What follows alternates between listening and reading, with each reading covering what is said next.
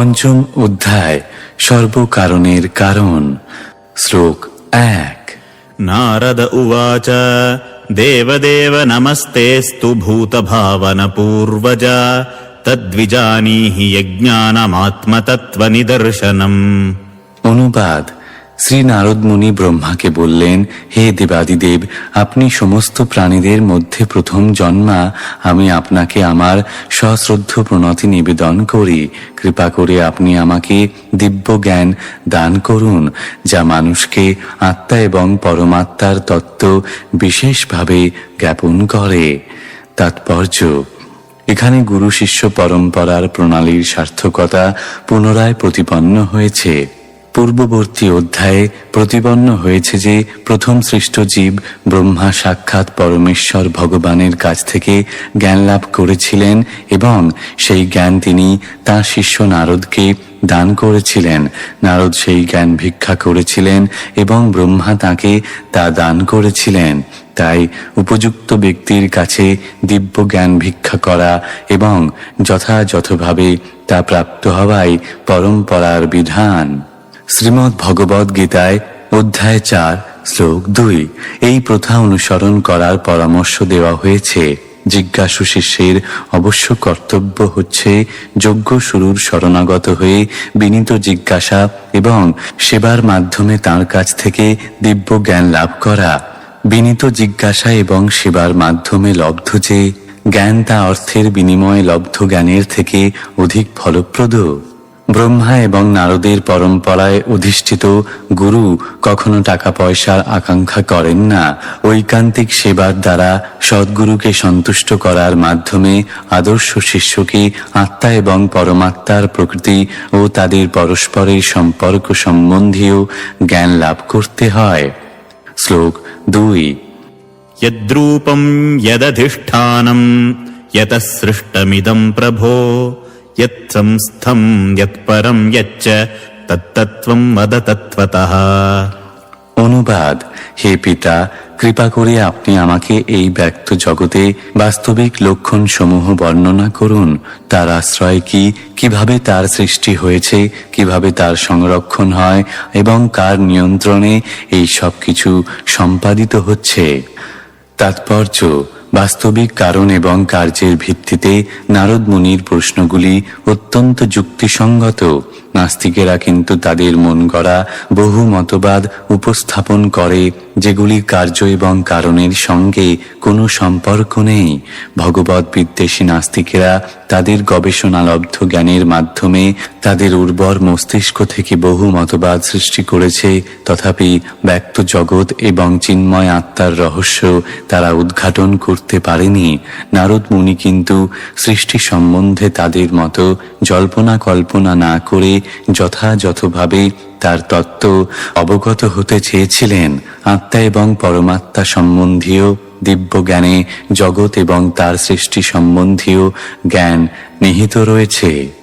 যে কোনো বুদ্ধিমান মানুষ এই জগতে বাস্তবিকভাবে তিনটি জিনিস দেখতে পান: জীব জগৎ এবং তাদের উপর পরম নিয়ন্ত্রণ।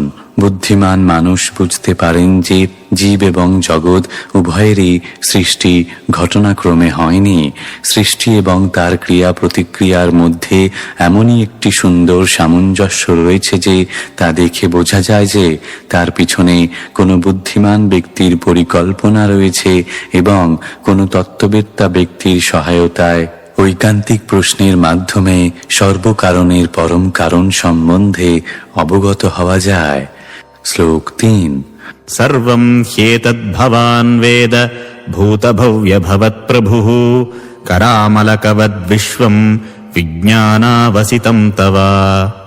অনুবাদ: হে পিতা, এই সব কিছুই আপনি বিজ্ঞানসম্মতভাবে জানেন, কেননা পূর্বে আপনি যা কিছু সৃষ্টি করেছেন, ভবিষ্যতে যা কিছু সৃষ্টি হবে এবং বর্তমানে যা কিছু সৃষ্টি হচ্ছে এবং এই ব্রহ্মাণ্ডে যা কিছু রয়েছে তা সবই আপনার হস্তস্থিত একটি আমলকির মতো।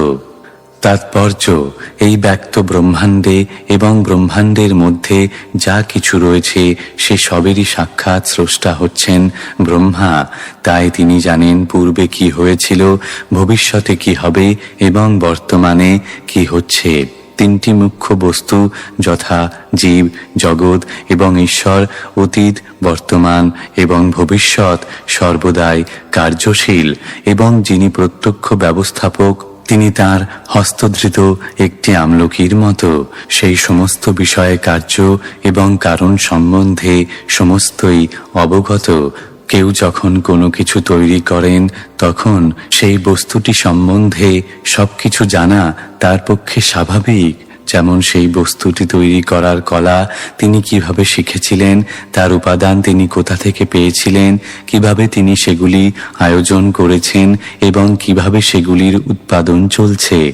ব্রহ্মা যেহেতু প্রথম জন্মা জীব, তাই তার পক্ষে সৃষ্টিকার্য সম্পর্কে সবকিছু জানা স্বাভাবিক। শ্লোক 4। यद्विज्ञानो यदाधारो यत्परस्त्वं यदात्मकः एकसृजसि भूतानि भूतैरेवात्ममायया। অনুবাদ, হে পিতা, আপনার জ্ঞানের উৎস কি? আপনি কার আশ্রয়ে রয়েছেন এবং কার অধীনে আপনি কার্য করছেন? আপনার বাস্তবিক স্থিতি কি? আপনি কি আপনার শক্তির দ্বারা জড় উপাদানের সাহায্যে সমস্ত জীবদের সৃষ্টি করেন? তাৎপর্য, শ্রী নারদ মুনি জানতেন যে ব্রহ্মা কঠোর তপস্যা করার মাধ্যমে সৃজনাত্মক শক্তি লাভ করেছিলেন। অতএব তিনি বুঝতে পেরেছিলেন যে ব্রহ্মার থেকেও শ্রেষ্ঠ কেউ একজন আছেন যিনি ব্রহ্মাকে সৃজনী শক্তি দান করেছিলেন। তাই উপরোক্ত প্রশ্নগুলি জিজ্ঞাসা করেছেন। বৈজ্ঞানিকেরা বিজ্ঞানের প্রগতির মাধ্যমে যা কিছু আবিষ্কার করছেন তা স্বতন্ত্র নয়। বৈজ্ঞানিকদের উর্বর মস্তিষ্কের সাহায্যে বিদ্যমান বস্তু সম্বন্ধে জ্ঞান লাভ করতে হয়, আর সেই মস্তিষ্ক অন্য একজন তৈরি করেছেন। যে মস্তিষ্কের সাহায্যে বৈজ্ঞানিকেরা কাজ করেন সেরকম আরেকটি মস্তিষ্ক তৈরি করা বৈজ্ঞানিকদের পক্ষে সম্ভব নয়। তাই কোনো বস্তু সৃষ্টির ব্যাপারে কেউ স্বতন্ত্র নয় এবং এই সৃষ্টিও আপনা থেকে হয় না। শ্লোক 5। आत्मन् भावयसेतानि न परा भावयन् स्वयम् आत्मशक्तिमवष्टभ्य ऊर्णनाभिरिवाक्लमः। অনুবাদ, মাকড়সা যেমন অনায়াসে কারো দ্বারা পরাভূত না হয়ে জাল সৃষ্টি করে, আপনিও তেমন অন্য কারো সাহায্য ব্যতীত আপনার স্বয়ং সম্পূর্ণ শক্তির প্রভাবে সৃষ্টি করেন। তাৎপর্য, স্বয়ং সম্পূর্ণতার শ্রেষ্ঠ দৃষ্টান্ত হচ্ছে সূর্য। সূর্যকে আলোক প্রদান করার জন্য কারো সাহায্য গ্রহণ করতে হয় না। পক্ষান্তরে সূর্য অন্য সমস্ত আলোক প্রদানকারী বস্তুদের সাহায্য করে এবং সূর্যের উপস্থিতিতে অন্য সমস্ত জ্যোতির্ময় বস্তু প্রাধান্য লাভ করতে পারে না। সৃষ্টির ব্যাপারে ব্রহ্মার স্বয়ং সম্পূর্ণতা নারদ মুনি মাকড়সার স্বয়ং সম্পূর্ণতার সঙ্গে তুলনা করেন। যে অন্য কারো সহায়তা ব্যতীত তার লালা দিয়ে তার কার্যক্ষেত্র তৈরি করে। শ্লোক 6। नाहं वेद परं ह्यस्मिन्नापरं न समं विभो नामरूपगुणैर्भाव्यं सदसत्किञ्चिदन्यतः। অনুবাদ, নাম, রূপ, গুণ ইত্যাদির মাধ্যমে বিশেষ বস্তু সম্বন্ধে আমরা যা কিছু জানতে পারি তা উৎকৃষ্ট, নিকৃষ্ট অথবা সমান হোক অথবা নিত্য বা অনিত্য হোক, তা সবই আপনি ছাড়া আর কারো দ্বারা সৃষ্টি হয়নি। আপনি এতই মহান। তাৎপর্য, এই ব্যক্ত জগৎ 84 লক্ষ যোনি থেকে উৎপন্ন বিভিন্ন প্রকার জীবে পরিপূর্ণ। তাদের মধ্যে কেউ উৎকৃষ্ট, আবার কেউ অন্যদের থেকে নিকৃষ্ট। মানুষদের উৎকৃষ্ট জীব বলে বিবেচনা করা হয়, আবার মানুষদের মধ্যেও বিভিন্ন প্রকৃতির মানুষ রয়েছে, ভালো মন্দ সম ইত্যাদি। কিন্তু নারদ মুনির বদ্ধমূল ধারণা যে তাঁর পিতা ব্রহ্মা ব্যতীত তাদের অন্য কারোর সৃষ্টি করার শক্তি নেই, তাই তিনি তাদের সম্বন্ধে ব্রহ্মার কাছ থেকে জানতে চেয়েছেন। শ্লোক 7। स भवानचरद्घोरम् यत्तपस्सु समाहितः तेन खेदयसेनस्त्वम् पराशङ्काम् च यच्छसि। অনুবাদ: আপনি যদিও সৃষ্টির ব্যাপারে অত্যন্ত শক্তিশালী, তথাপি আপনি যে পূর্ণরূপে অনুসরণ করে কঠোর তপস্যা করেছেন সে কথা ভেবে আমরা আশ্চর্যান্বিত চিত্তে অনুমান করি যে আপনার থেকেও অধিক শক্তিশালী আর কেউ একজন রয়েছেন। তাৎপর্য: নারদ মুনির পদাঙ্ক অনুসরণ করে মানুষের কর্তব্য অন্ধের মতো তার গুরুকে সাক্ষাৎ ভগবান বলে মনে না করা। গুরুদেবকে ভগবানের মতো সম্মান করা হয়, কিন্তু গুরু যদি দাবি করে যে সে ভগবান, তাহলে তাকে তৎক্ষণাৎ ত্যাগ করা উচিত। ব্রহ্মার সৃষ্টি বিষয়ক অদ্ভুত কার্যকলাপ দর্শন করে নারদ মুনি ব্রহ্মাকে সর্বশ্রেষ্ঠ বলে মনে করেছিলেন, কিন্তু যখন তিনি দেখলেন যে ব্রহ্মাও তার থেকে শ্রেষ্ঠ আর কারো উপাসনা করছেন, তখন তার মনে সন্দেহের উদয় হয়েছিল। পরমেশ্বর হচ্ছেন শ্রেষ্ঠতম এবং তাঁর আরাধ্য কেউ নেই। অহং গ্রহ উপাসনা বা ভগবান হবার উদ্দেশ্যে নিজের পূজা করা একটি মস্ত বড় ভ্রষ্টাচার। বুদ্ধিমান শিষ্য বুঝতে পারেন যে পরমেশ্বর ভগবানকে ভগবান হওয়ার জন্য কারো উপাসনা করতে হয় না, এমনকি তার নিজের উপাসনাও করতে হয় না। দিব্য জ্ঞান লাভের জন্য অহং গ্রহ উপাসনা একটি পদ্ধতি হতে পারে, কিন্তু অহং গ্রহ উপাসনার মাধ্যমে কেউ ভগবান হতে পারে না। কোনো পারমার্থিক উপলব্ধি লাভের পন্থা অনুসরণ করার মাধ্যমে কেউ কখনো ভগবান হতে পারে না। নারদ মুনি ব্রহ্মাজিকে পরম পুরুষ বলে মনে করেছিলেন, কিন্তু যখন তিনি দেখলেন যে ব্রহ্মাজিও পারমার্থিক তত্ত্ব উপলব্ধির অনুশীলনে যুক্ত, তখন তাঁর হৃদয়ে সন্দেহের উদয় হয়েছিল। তাই তিনি যথাযথভাবে সে সম্বন্ধে জানতে চেয়েছিলেন। শ্লোক ৮। एतन्मे पृच्छतः सर्वम् सर्वज्ञ सकलेश्वर विजानीहि यथैवेदमहम् बुद्ध्येनुशासितः। অনুবাদ: হে পিতা, আপনি সবকিছু জানেন এবং আপনি সকলের নিয়ন্তা। তাই আমি যে সমস্ত প্রশ্ন আপনার কাছে করেছি, আপনি কৃপা করে আমাকে তার উত্তর দিন, যাতে আমি আপনার শিষ্যরূপে তা হৃদয়ঙ্গম করতে পারি। তাৎপর্য: নারদ মুনি যে প্রশ্নগুলি করেছেন তা সকলেরই জন্য অত্যন্ত মহত্বপূর্ণ।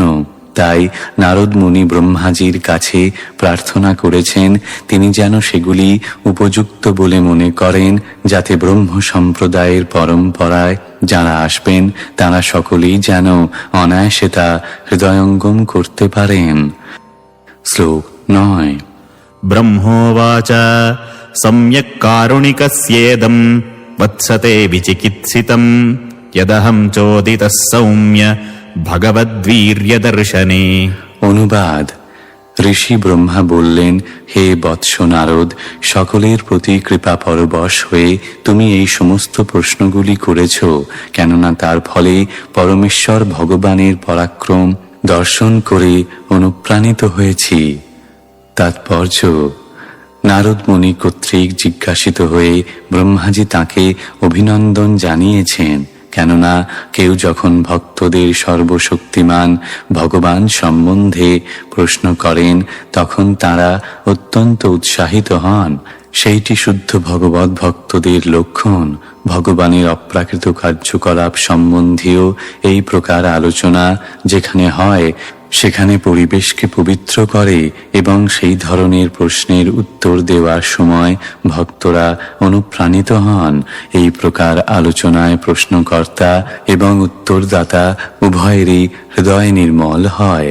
ভগবানের শুদ্ধ ভক্তেরা কেবল ভগবান সম্বন্ধে সবকিছু জেনেই তৃপ্ত হন তাই নয়, তারা সেই বার্তা অন্যদের কাছেও প্রচার করতে উৎসুক হন, কেননা তারা চান যে ভগবানের মহিমা যেন সকলেই অবগত হতে পারে।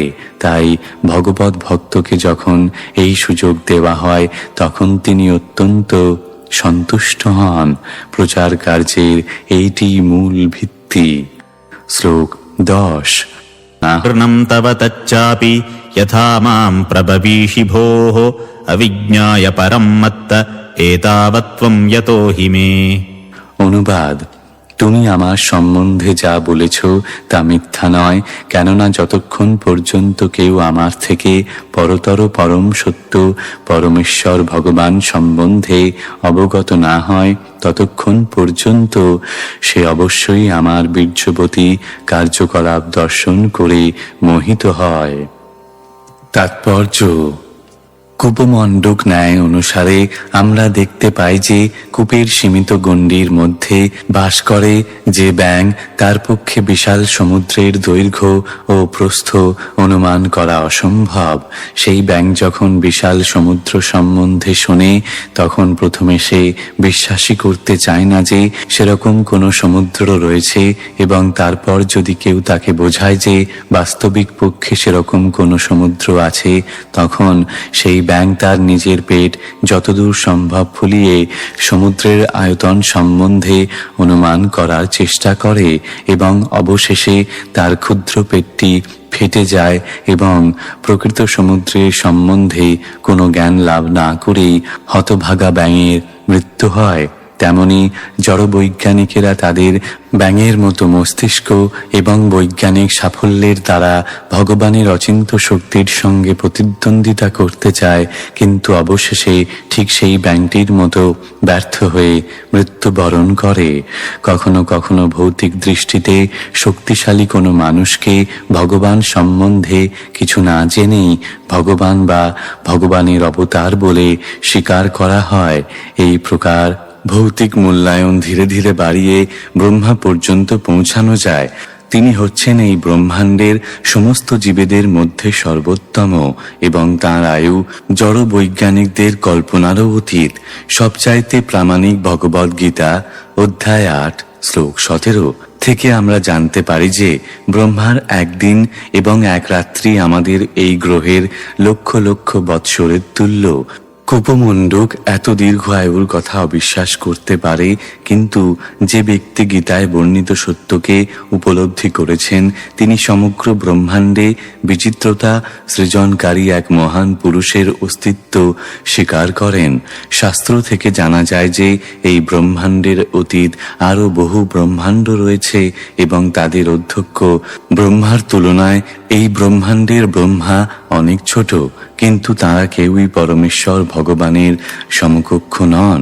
নারদজি হচ্ছেন একজন মুক্ত আত্মা। মুক্তির পর তিনি নারদ নামে পরিচিত হন, কিন্তু মুক্তির পূর্বে তিনি ছিলেন একজন সাধারণ দাসীর পুত্র। এখন প্রশ্ন হতে পারে, নারদজি কেন পরমেশ্বর ভগবান সম্বন্ধে অবগত ছিলেন না, এবং কেন তিনি ব্রহ্মাকে পরমেশ্বর বলে মনে করেছিলেন? যদিও প্রকৃতপক্ষে তিনি তা নন। মুক্ত পুরুষেরা কখনো এই প্রকার ভ্রান্ত ধারণার দ্বারা মোহিত হন না। তাহলে নারদজি কেন একজন অল্প জ্ঞানসম্পন্ন সাধারণ মানুষের মতো এই প্রশ্নগুলি করেছিলেন? এই প্রকার মোহ অর্জুনেরও হয়েছিল, যদিও তিনি ছিলেন ভগবানের নিত্য পার্ষদ। অর্জুন অথবা নারদের এই প্রকার মোহ ভগবানের ইচ্ছার প্রভাবে উৎপন্ন হয়, যাতে অন্যান্য বদ্ধ জীবেরা প্রকৃত সত্য এবং ভগবত তত্ত্বজ্ঞান হৃদয়ঙ্গম করতে পারে। নারদের মনে ব্রহ্মাজির সর্বশক্তিমান হওয়ার যে ভ্রান্ত ধারণার উদয় হয়েছিল, তা কূপমণ্ডকদের পক্ষে একটি সুন্দর শিক্ষা, যাতে তারা ভগবান সম্বন্ধে ভ্রান্ত ধারণার প্রভাবে মোহাচ্ছন্ন না হয়। পরমেশ্বর ভগবান সর্ব অবস্থাতেই পরম ঈশ্বর, এবং এই গ্রন্থের তাৎপর্যে বহুবার আমরা প্রতিপন্ন করবার চেষ্টা করেছি যে কোনো জীব, এমনকি ব্রহ্মা পর্যন্ত, ভগবানের সমকক্ষ হওয়ার দাবি করতে পারে না। মানুষেরা যখন কোনো মহান ব্যক্তিকে তার মৃত্যুর পরে বীর পূজারূপে তাকে ভগবান বলে পূজা করে, তখন তাদের দ্বারা বিভ্রান্ত হওয়া উচিত নয়। অযোধ্যার রাজা রামচন্দ্রের মতো বহু রাজা ছিলেন, কিন্তু তাদের কাউকেই শাস্ত্রে ভগবান বলে উল্লেখ করা হয়নি। সৎ রাজা হলেই ভগবান রামচন্দ্র হওয়া যায় না। পক্ষান্তরে ভগবান হতে হলে শ্রীকৃষ্ণের মতো মহান পুরুষ হওয়া আবশ্যক। কুরুক্ষেত্রের যুদ্ধে যারা অংশগ্রহণ করেছিলেন তাদের চরিত্র পুঙ্খানুপুঙ্খভাবে বিচার করলে আমরা দেখতে পাই যে মহারাজ যুধিষ্ঠির ভগবান রামচন্দ্র থেকে কম পুণ্যবান ছিলেন না, এবং মহারাজ যুধিষ্ঠিরের চরিত্র পর্যালোচনা করলে দেখা যায় যে তিনি ছিলেন শ্রীকৃষ্ণের থেকেও বড় নৈতিকবাদী। শ্রীকৃষ্ণ যখন মহারাজ যুধিষ্ঠিরকে মিথ্যা কথা বলতে বললেন তখন মহারাজ যুধিষ্ঠির তার প্রতিবাদ করেছিলেন, কিন্তু তার অর্থ এই নয় যে মহারাজ যুধিষ্ঠির রামচন্দ্র বা শ্রীকৃষ্ণচন্দ্রের সমকক্ষ ছিলেন। মহাজনেরা মহারাজ যুধিষ্ঠিরকে পুণ্যাত্মা বলেছেন, কিন্তু তারা রামচন্দ্র এবং শ্রীকৃষ্ণকে পরমেশ্বর ভগবান বলে স্বীকার করেছেন।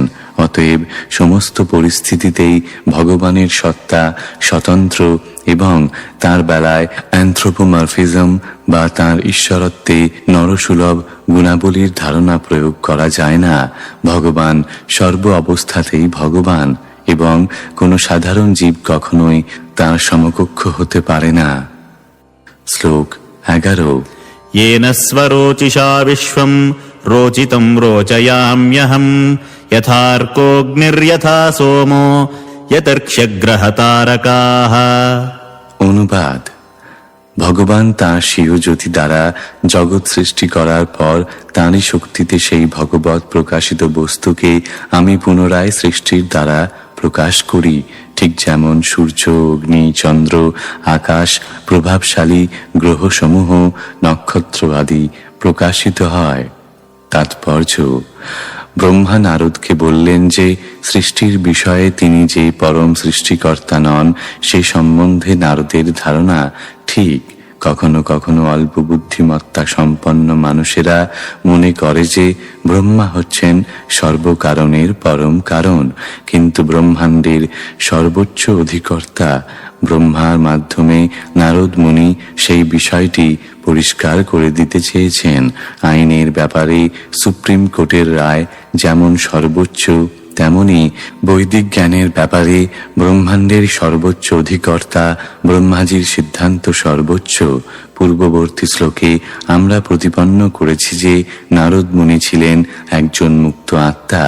তাই যে সমস্ত মূর্খ মানুষ তাদের মন গড়া ভগবান সৃষ্টি করে অথবা কোনো প্রতারককে ভগবান বলে মনে করে, তিনি তাদের একজন ছিলেন না। তিনি নিজেকে একজন অল্পজ্ঞ বলে উপস্থাপন করেছেন, কিন্তু অত্যন্ত বুদ্ধিমত্তা সহকারে তিনি এমনভাবে সর্বোত্তম মহাজনের কাছে তাঁর সন্দেহ ব্যক্ত করেছেন যাতে তাঁর দ্বারা তা নিরসন হওয়ার মাধ্যমে অজ্ঞ ব্যক্তিরা সৃষ্টি এবং স্রষ্টার জটিল তত্ত্ব যথাযথভাবে অবগত হতে পারে। এই শ্লোকে ব্রহ্মাজি অল্প বুদ্ধিমত্তা সম্পন্ন মানুষদের ভ্রান্ত ধারণা দূর করেছেন এবং প্রতিপন্ন করেছেন ভগবান শ্রীকৃষ্ণের উজ্জ্বল রশ্মি ছটা কর্তৃক এই বৈচিত্র্যপূর্ণ জড়জগৎ সৃষ্টি হওয়ার পর তিনি তা প্রকাশ করেন। ব্রহ্মাজি তাঁর ব্রহ্ম সংহিতাতেও অধ্যায় 5 শ্লোক 40 সেই তত্ত্ব বিশ্লেষণ করে বলেছেন, यस्य प्रभा प्रभवतो जगदण्डकोटिकोटिष्वशेष वसुधादिविभूतिभिन्नम् तद्ब्रह्मनिष्कलमनन्तमशेषभूतम् गोविन्दमादिपुरुषम् तमहम् भजामि। আমি পরমেশ্বর ভগবান আদি পুরুষ গোবিন্দের ভজনা করি। ব্রহ্মজ্যোতি নামক যার অনন্ত অসীম এবং সর্বব্যাপ্ত দেহ নির্গত রশ্মি ছটা হচ্ছে বৈচিত্র্যপূর্ণ পরিবেশ এবং অবস্থা সমন্বিত অসংখ্য গ্রহ নক্ষত্র আদি সৃষ্টির কারণ। সেই বর্ণনা ভগবদ গীতাতেও অধ্যায় 14 শ্লোক 27 করা হয়েছে। শ্রীকৃষ্ণ হচ্ছেন ব্রহ্মজ্যোতির উৎস। বৈদিক অভিধান নিরুক্তিতে প্রতিষ্ঠা শব্দটির অর্থ বিশ্লেষণ করে বলা হয়েছে যা স্থাপন করে। অতএব ব্রহ্মজ্যোতি স্বতন্ত্র বা স্বয়ং সম্পূর্ণ নয়। ভগবান শ্রীকৃষ্ণ হচ্ছেন ব্রহ্মজ্যোতির স্রষ্টা, যে সম্বন্ধে এই শ্লোকে বলা হয়েছে স্বরচিষা বা ভগবানের অপ্রাকৃত দেহ নির্গত রশ্মি ছটা। এই ব্রহ্মজ্যোতি সর্বব্যাপ্ত এবং তারই প্রভাবে সমগ্র জগৎ সৃষ্টি হয়েছে। তাই বৈদিক শ্লোকে ঘোষণা করা হয়েছে যে সমগ্র সৃষ্টি ব্রহ্মজ্যোতি কর্তৃক প্রকাশিত, তাই সমগ্র সৃষ্টির বীজ হচ্ছে ব্রহ্মজ্যোতি এবং সেই অন্তহীন এবং অগাধ ব্রহ্মজ্যোতির প্রতিষ্ঠা হচ্ছেন ভগবান। তাই ভগবান হচ্ছেন সমগ্র সৃষ্টির পরম কারণ। আমাদের কখনো মনে করা উচিত নয় যে ভগবান একজন কামারের মতো হাতুড়ি অথবা অন্যান্য যন্ত্রের সাহায্যে সৃষ্টি করেন। ভগবান তাঁর শক্তির দ্বারা সৃষ্টি করেন। তাঁর বহু প্রকার শক্তি রয়েছে। ঠিক যেমন একটি ক্ষুদ্র বটগাছের বীজে বিশাল বটবৃক্ষ সৃষ্টি করার ক্ষমতা রয়েছে, তেমনি ভগবান তাঁর ব্রহ্মজ্যোতি দ্বারা বিভিন্ন প্রকার বীজ উৎপন্ন করেন, যা ব্রহ্মার মতো ব্যক্তি কর্তৃক জল সিঞ্চনের ফলে বিকশিত হয়। ব্রহ্মা বীজ সৃষ্টি করতে পারেন না, কিন্তু তিনি বীজকে বৃক্ষে পরিণত করতে পারেন। ঠিক যেমন একজন মালী জল সিঞ্চনের দ্বারা বাগানে তরুলতাদের বর্ধিত করে। এখানে সূর্যের যে দৃষ্টান্তটি দেওয়া হয়েছে তা অত্যন্ত উপযুক্ত।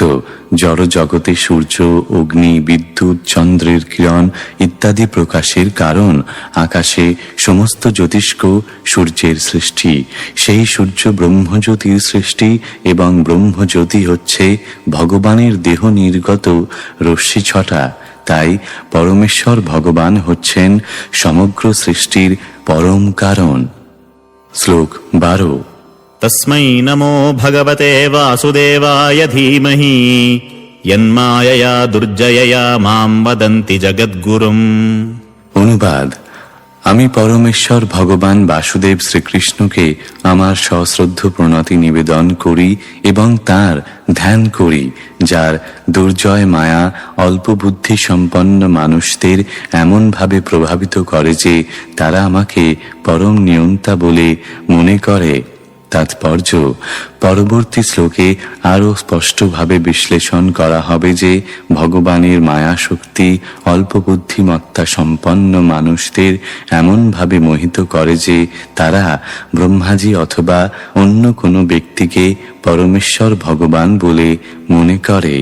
ব্রহ্মাজি কিন্তু এইভাবে সম্বন্ধিত হতে অস্বীকার করেছেন এবং তিনি সরাসরিভাবে ভগবান বাসুদেব বা শ্রীকৃষ্ণকে তাঁর সশ্রদ্ধ প্রণতি নিবেদন করেছেন। তিনি ইতিপূর্বে ব্রহ্ম সংহিতাতেও অধ্যায় 5 শ্লোক 1 তাঁকে সেইভাবে শ্রদ্ধা নিবেদন করেছেন। ঈশ্বরঃ পরমঃ কৃষ্ণঃ সচ্চিদানন্দ বিগ্রহঃ অনাদিরাদির্গোবিন্দঃ সর্বকারণকারণম। পরমেশ্বর ভগবান শ্রীকৃষ্ণের অপ্রাকৃত রূপ সচ্চিদানন্দময়। তিনি অনাদির আদি এবং সর্বকারণের পরম কারণ। সেই আদি পুরুষ গোবিন্দকে আমি ভজনা করি।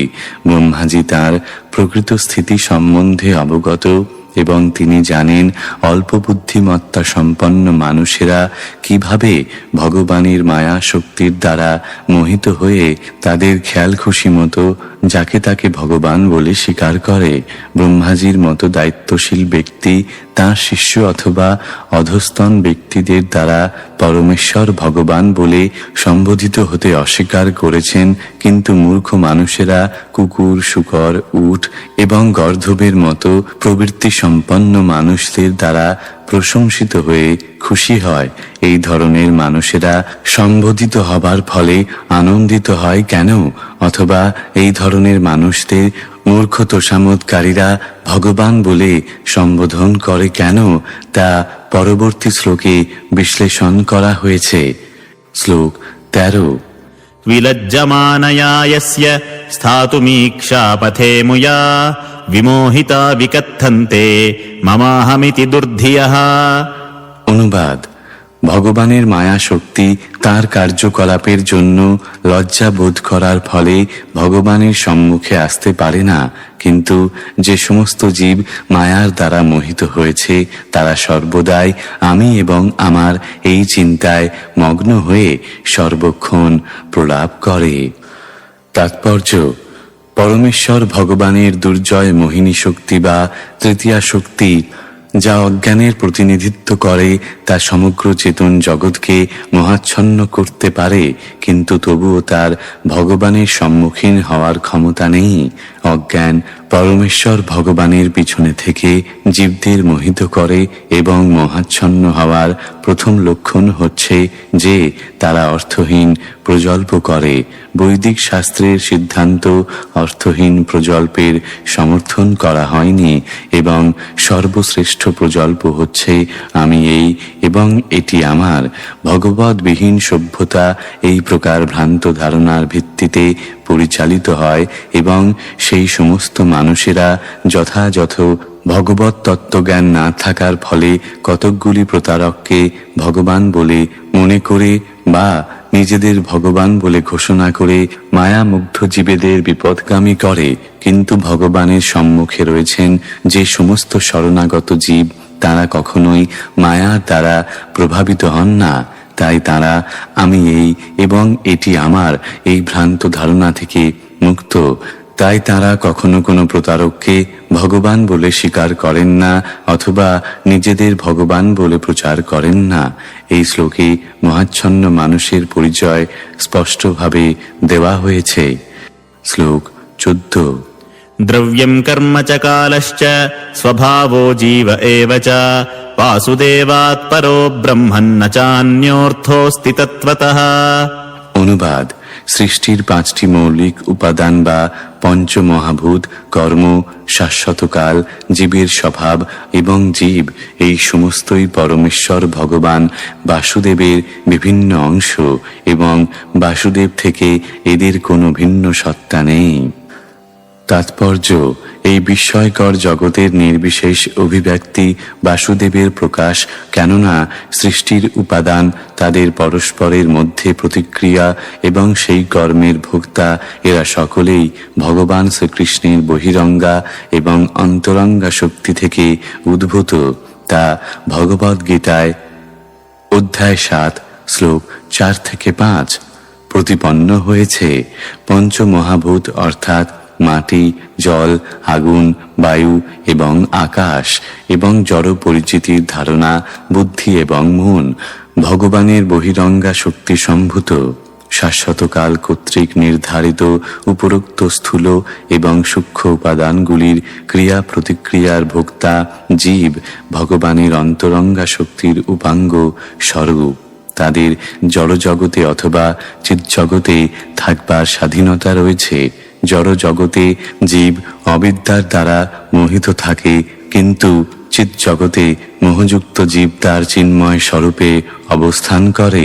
জীবকে ভগবানের তটস্থা শক্তি বলা হয়, কিন্তু সর্ব অবস্থাতেই জড় উপাদান অথবা চিন্ময় বিভিন্ন অংশ পরমেশ্বর ভগবান বাসুদেব থেকে স্বতন্ত্র নয়। ভগবানের অন্তরঙ্গা শক্তি, বহিরঙ্গা শক্তি সম্ভূত সবকিছুই ভগবানের জ্যোতিরই বিভিন্ন প্রকাশ। ঠিক যেমন আলোক, তাপ এবং ধূম্র অগ্নির বিভিন্ন প্রকাশ, তাদের কোনোটি আগুন থেকে ভিন্ন নয়, সম্মিলিতভাবে তাদের বলা হয় আগুন।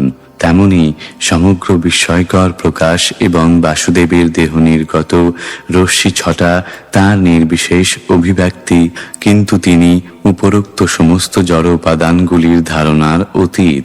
তাঁর সচ্চিদানন্দ বিগ্রহ নামক চিন্ময় স্বরূপে তিনি নিত্য বিরাজমান। শ্লোক 15। নারায়ণ পরা বেদা দেবা নারায়ণাঙ্গজাঃ নারায়ণ পরা লোকা নারায়ণ পরামখাঃ। অনুবাদ: সমস্ত বৈদিক শাস্ত্র পরমেশ্বর ভগবান নারায়ণ কর্তৃক প্রণীত হয়েছে এবং সেগুলি তাঁরই নিমিত্ত। সমস্ত দেবতারা তাঁরই অঙ্গ থেকে উদ্ভূত এবং তাঁরা সকলেই তাঁর সেবক। স্বর্গ আদি বিভিন্ন লোকসমূহ তাঁরই জন্য এবং বিভিন্ন প্রকার যজ্ঞ অনুষ্ঠানের উদ্দেশ্য কেবল তাঁরই সন্তুষ্টি বিধান করা। তাৎপর্য: বেদান্ত সূত্র অনুসারে সমস্ত শাস্ত্রের প্রণেতা হচ্ছেন পরমেশ্বর ভগবান এবং পরমেশ্বর ভগবানকে জানবার জন্যই সমস্ত শাস্ত্র। বেদ শব্দটির অর্থ হচ্ছে ভগবৎ বিষয়ক জ্ঞান। বেদ প্রণয়নের উদ্দেশ্য ভগবৎ বিস্তৃত বদ্ধ জীবদের পুনরায় ভগবৎ চেতনা জাগরিত করা হয়, এবং যে সমস্ত সাহিত্য ভগবৎ চেতনা জাগরিত করে না, নারায়ণ পরভক্তরা তা ত্যাগ করেন। যে সমস্ত গ্রন্থের লক্ষ্য নারায়ণ নন, সেই সমস্ত গ্রন্থ জ্ঞান প্রদান করে না। পক্ষান্তরে সেগুলি হচ্ছে বায়ুতীর্থ বা কাকেদের বিচরণভূমি। যারা কেবল পৃথিবীর আবর্জনা সংগ্রহে আগ্রহী, সমস্ত গ্রন্থ যেন অবশ্যই নারায়ণ সম্বন্ধীয় জ্ঞান প্রদান করে, তা না হলে তা অবশ্যই পরিত্যাজ্য। জ্ঞানের উন্নতি সাধনের এইটি হচ্ছে পন্থা। পরম আরাধ্য বিগ্রহ হচ্ছেন নারায়ণ। পূজা করার ব্যাপারে দেবতাদের গৌণ স্থান প্রদান করা হয়েছে, কেননা দেবতারা হচ্ছেন ব্রহ্মাণ্ডের বিভিন্ন বিভাগের পরিচালনার ব্যাপারে নারায়ণের সহকারী। রাজ্যের উচ্চপদস্থ কর্মচারীদের যেমন রাজার সঙ্গে সম্পর্কিত হওয়ার ফলে শ্রদ্ধা নিবেদন করা হয়, দেবতারাও তেমন ভগবানের সঙ্গে সম্পর্কিত হওয়ার ফলে পূজিত হন। ভগবানের সঙ্গে সম্পর্ক না থাকলে দেবতাদের পূজা অবৈধ। ঠিক যেমন গাছের গোড়ায় জল না দিয়ে পাতায় এবং ডালে জল ঢালা অনুচিত। সমস্ত দেবতারা ভগবানের উপর নির্ভরশীল। স্বর্গ আদি বিভিন্ন লোক আকর্ষণীয় বলে মনে হয়, কেননা তাতে বিভিন্ন রকম জীবন এবং আনন্দ রয়েছে, যা সচ্চিদানন্দ বিগ্রহের আংশিক অভিব্যক্তি। সকলেই চায় আনন্দ এবং জ্ঞানময় শাশ্বত জীবন। জড়জগতে এই প্রকার আনন্দ এবং জ্ঞানময় শাশ্বত জীবন ক্রমান্বয়ে উচ্চতর লোকে উপলব্ধি করা যায়, কিন্তু সেখানে যাওয়ার পরে ভগবত ধামে যাওয়ার বাসনা উদিত হয়। উচ্চ থেকে উচ্চতর লোকে জ্ঞান এবং আনন্দ সমন্বিত জীবনের দৈর্ঘ্য অধিক থেকে অধিকতর বর্ধিত হতে পারে। বিভিন্ন গ্রহলোকে হাজার হাজার লক্ষ লক্ষ বৎসর পর্যন্ত আয়ু লাভ করা যেতে পারে, কিন্তু কোথাও নিত্য জীবন লাভ করা সম্ভব নয়। কিন্তু সর্বোচ্চ লোক ব্রহ্মলোকে পৌঁছনোর পর চিৎজগতে প্রবেশ করার আকাঙ্ক্ষা হতে পারে, যেখানে জীবন নিত্য। তাই এক গ্রহ থেকে আর এক গ্রহে উন্নীত হওয়ার যাত্রার সমাপ্তি হয় ভগবত ধামে পৌঁছানোর পর, যেখানে জীবন নিত্য জ্ঞানময় এবং আনন্দময়। সমস্ত যজ্ঞ অনুষ্ঠানের উদ্দেশ্য হচ্ছে নারায়ণের কাছে পৌঁছনোর জন্য তাঁর সন্তুষ্টি বিধান করা, এবং এই কলিযুগে সর্বশ্রেষ্ঠ যজ্ঞ হচ্ছে সংকীর্তন যজ্ঞ, যা নারায়ণ পর ভক্তদের ভক্তির মূল আধার। শ্লোক 16। নারায়ণ পরো যোগো নারায়ণ পরম তপঃ নারায়ণ পরম জ্ঞানম নারায়ণ পরাগতিঃ। অনুবাদ: সর্বপ্রকার ধ্যান এবং যোগ হচ্ছে নারায়ণকে জানবার বিভিন্ন উপায়। সর্বপ্রকার তপশ্চর্যার উদ্দেশ্য হচ্ছে নারায়ণকে প্রাপ্ত হওয়া। দিব্য জ্ঞানের সংস্কৃতির উদ্দেশ্য হচ্ছে নারায়ণের দর্শন লাভ করা, এবং মুক্তির চরম অবস্থা হচ্ছে নারায়ণের ধামে প্রবেশ করা। তাৎপর্য: ধ্যানের দুটি পদ্ধতি রয়েছে, যথা অষ্টাঙ্গ যোগ এবং সাংখ্য যোগ। অষ্টাঙ্গ যোগ ধ্যান, ধারণ, আসন, প্রাণায়াম ইত্যাদির মাধ্যমে মনকে একাগ্র করার অভ্যাস। আর সাংখ্য যোগের উদ্দেশ্য হচ্ছে সৎ এবং অসতের মধ্যে পার্থক্য নিরূপণ করা। কিন্তু চরমে উভয় পদ্ধতিরই লক্ষ্য হচ্ছে নির্বিশেষ ব্রহ্মের অনুভূতি, যা পরমেশ্বর ভগবান নারায়ণের আংশিক অভিব্যক্তি। পূর্বেই আমরা বিশ্লেষণ করেছি যে নির্বিশেষ ব্রহ্মজ্যোতি পরমেশ্বর ভগবানের অংশমাত্র। নির্বিশেষ ব্রহ্ম সাক্ষাৎ ভগবানে প্রতিষ্ঠিত, এবং ব্রহ্ম হচ্ছে ভগবানের মহিমা কীর্তন। সে কথা ভগবদ গীতা এবং মৎস্য পুরাণে প্রতিপন্ন হয়েছে। গতি শব্দটির অর্থ হচ্ছে চরম লক্ষ্য বা মুক্তির চরম অবস্থা। নির্বিশেষ ব্রহ্মজ্যোতিতে লীন হয়ে যাওয়া চরম মুক্তি নয়, তার থেকেও শ্রেষ্ঠ হচ্ছে অনন্ত বৈকুণ্ঠ লোকের কোনো একটি লোকে পরমেশ্বর ভগবানের পরম আনন্দময় সঙ্গ লাভ করা। অতএব পারমার্থিক দর্শনের চরম সিদ্ধান্ত হচ্ছে নারায়ণ বা পরমেশ্বর ভগবান সর্বপ্রকার যোগ পদ্ধতি এবং সর্বপ্রকার মুক্তির চরম লক্ষ্য। শ্লোক 17। তস্যাপি দ্রষ্টুরীশস্য কূটস্থস্যাখিলাত্মনঃ সৃজ্যং সৃজামি সৃষ্টোহমীক্ষবৈবাভিচোদিতঃ। অনুবাদ: তার দ্বারা অনুপ্রাণিত হয়ে সর্বব্যাপ্ত পরমাত্মারূপ তার দৃষ্টিপাতের মাধ্যমে তিনি পূর্বেই যা সৃষ্টি করেছেন আমি কেবল তা পুনঃপ্রকাশ করি, এমনকি আমিও তাঁরই সৃষ্টি। তাৎপর্য: ব্রহ্মাণ্ডের সৃষ্টিকর্তা ব্রহ্মাও স্বীকার করেন যে তিনি প্রকৃত স্রষ্টা নন। পক্ষান্তরে নারায়ণ কর্তৃক অনুপ্রাণিত হয়ে সমস্ত জীবের পরমাত্মা রূপে পূর্বেই তিনি যা সৃষ্টি করেছেন তা সৃজন করেন। আত্মার দুই স্বরূপ পরমাত্মা এবং জীবাত্মা ব্রহ্মাণ্ডের সর্বশ্রেষ্ঠ মহাজন স্বীকার করেছেন। পরমাত্মা হচ্ছেন পরমেশ্বর ভগবান আর জীবাত্মা ভগবানের নিত্য সেবক। ভগবান জীবাত্মাকে পূর্বেই তিনি যা নির্মাণ করেছেন তা সৃষ্টি করতে অনুপ্রাণিত করেন এবং ভগবানের ইচ্ছার প্রভাবে এই জগতে কেউ যখন কোনো কিছু আবিষ্কার করে তখন তাকে আবিষ্কর্তা রূপে কৃতিত্ব দেওয়া হয়। কলম্বাসকে পশ্চিম গোলার্ধ সৃষ্টি করার কৃতিত্ব দেওয়া হয়, কিন্তু প্রকৃতপক্ষে কলম্বাস তা সৃষ্টি করেনি। পরমেশ্বর ভগবানের সর্বশক্তিমত্তার প্রভাবে সেই বিশাল ভূখণ্ড পূর্বেই সেখানে ছিল, আর কলম্বাস তা পূর্বকৃত সুকৃতির প্রভাবে ভগবান কর্তৃক আশীর্বাদ পুষ্ট হয়ে আমেরিকা আবিষ্কার করার কৃতিত্ব অর্জন করে। তেমনি পরমেশ্বর ভগবানের অনুমোদন ব্যতীত কেউই কোনো কিছু সৃষ্টি করতে পারে না, যেহেতু সকলেই তার ক্ষমতা অনুসারে দর্শন করে। সেই ক্ষমতাও জীবের ভগবানকে সেবা করার বাসনা অনুসারে ভগবান দান করে থাকেন। তাই সকলেরই কর্তব্য হচ্ছে স্বতঃস্ফূর্তভাবে ভগবানের সেবা করা এবং তার ফলে ভগবান তার চরণে সেই সেবকের শরণাগতি অনুসারে শক্তি প্রদান করবেন। ব্রহ্মা হচ্ছেন ভগবানের মহান ভক্ত, তাই এই বিশাল ব্রহ্মাণ্ড সৃষ্টি করতে ভগবান তাকে অনুপ্রাণিত করেছেন বা শক্তি প্রদান করেছেন। ভগবান অর্জুনকেও কুরুক্ষেত্রের রণাঙ্গনে যুদ্ধ করতে অনুপ্রাণিত করে বলেছেন, তস্মাৎ ত্বমুত্তিষ্ঠ যশো লভস্ব জিত্বা শত্রুং ভুঙ্ক্ষ্ব রাজ্যং সমৃদ্ধং ময়ৈবৈতে নিহতাঃ পূর্বমেব নিমিত্তমাত্রং ভব সব্যসাচিন। কুরুক্ষেত্রের যুদ্ধই হোক কিংবা যে কোনো স্থানে বা যে কোনো সময়ে অন্য যে কোনো যুদ্ধই হোক, তা ভগবানের ইচ্ছার প্রভাবে সংগঠিত হয়। কেননা ভগবানের অনুমোদন ব্যতীত কখনো এত বড় জনসংহার কেউই আয়োজন করতে পারে না।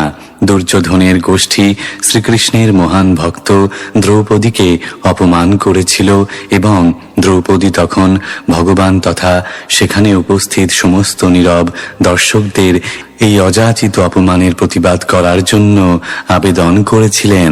সেই জন্যই ভগবান কুরুক্ষেত্রের যুদ্ধের আয়োজন করেছিলেন এবং অর্জুনকে যুদ্ধ করে যুদ্ধ জয়ের কৃতিত্ব অর্জন করতে উপদেশ দিয়েছিলেন। ভগবানের ইচ্ছার প্রভাবে দুর্যোধন এবং তার অনুগামীরা এমনিতেই নিহত হতো, তাই তিনি তার আজ্ঞাবহ রূপে ভীষ্ম, কর্ণ প্রমুখ মহান সেনানায়কদের সংহার করার কৃতিত্ব অর্জন করার জন্য অর্জুনকে উপদেশ দিয়েছিলেন।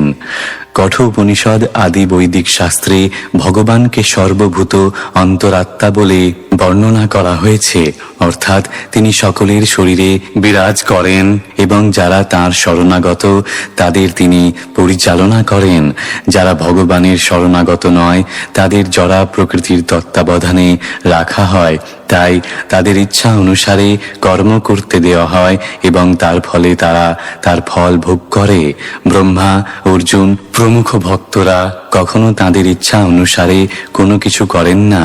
তারা সর্বতোভাবে পরমেশ্বর ভগবানের শরণাগত আত্মা এবং সর্বদাই তারা ভগবানের নির্দেশের অপেক্ষা করেন। তাই তারা এমন কিছু করার প্রয়াস করেন যা সাধারণ মানুষের দৃষ্টিতে অত্যন্ত আশ্চর্যজনক বলে প্রতীত হয়। ভগবানের একটি নাম হচ্ছে উরুক্রম, যার অর্থ হচ্ছে যার কার্যকলাপ অত্যন্ত অদ্ভুত এবং জীবের কল্পনার অতীত। তাই ভগবানের ভক্তের কার্যকলাপও কখনো কখনো অত্যন্ত অদ্ভুত বলে মনে হয়, কেননা তার পিছনে ভগবানের নির্দেশনা থাকে। ব্রহ্মাণ্ডের সর্বশ্রেষ্ঠ বুদ্ধিমান জীব ব্রহ্মা থেকে শুরু করে একটি ক্ষুদ্র পিপীলিকা পর্যন্ত প্রতিটি জীবের বুদ্ধিমত্তার তত্ত্বাবধান ভগবান করেন এবং অপ্রাকৃত স্তর থেকে তিনি তাদের সমস্ত কার্যকলাপের সাক্ষী থাকেন।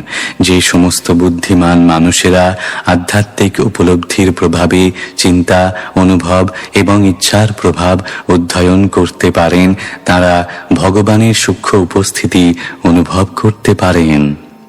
শ্লোক 18। সত্ত্বম রজস্তম ইতি निर्गुणस्य गुणास्त्रयः स्थितिसर्गनिरोधेषु गृहीता मायया विभोः।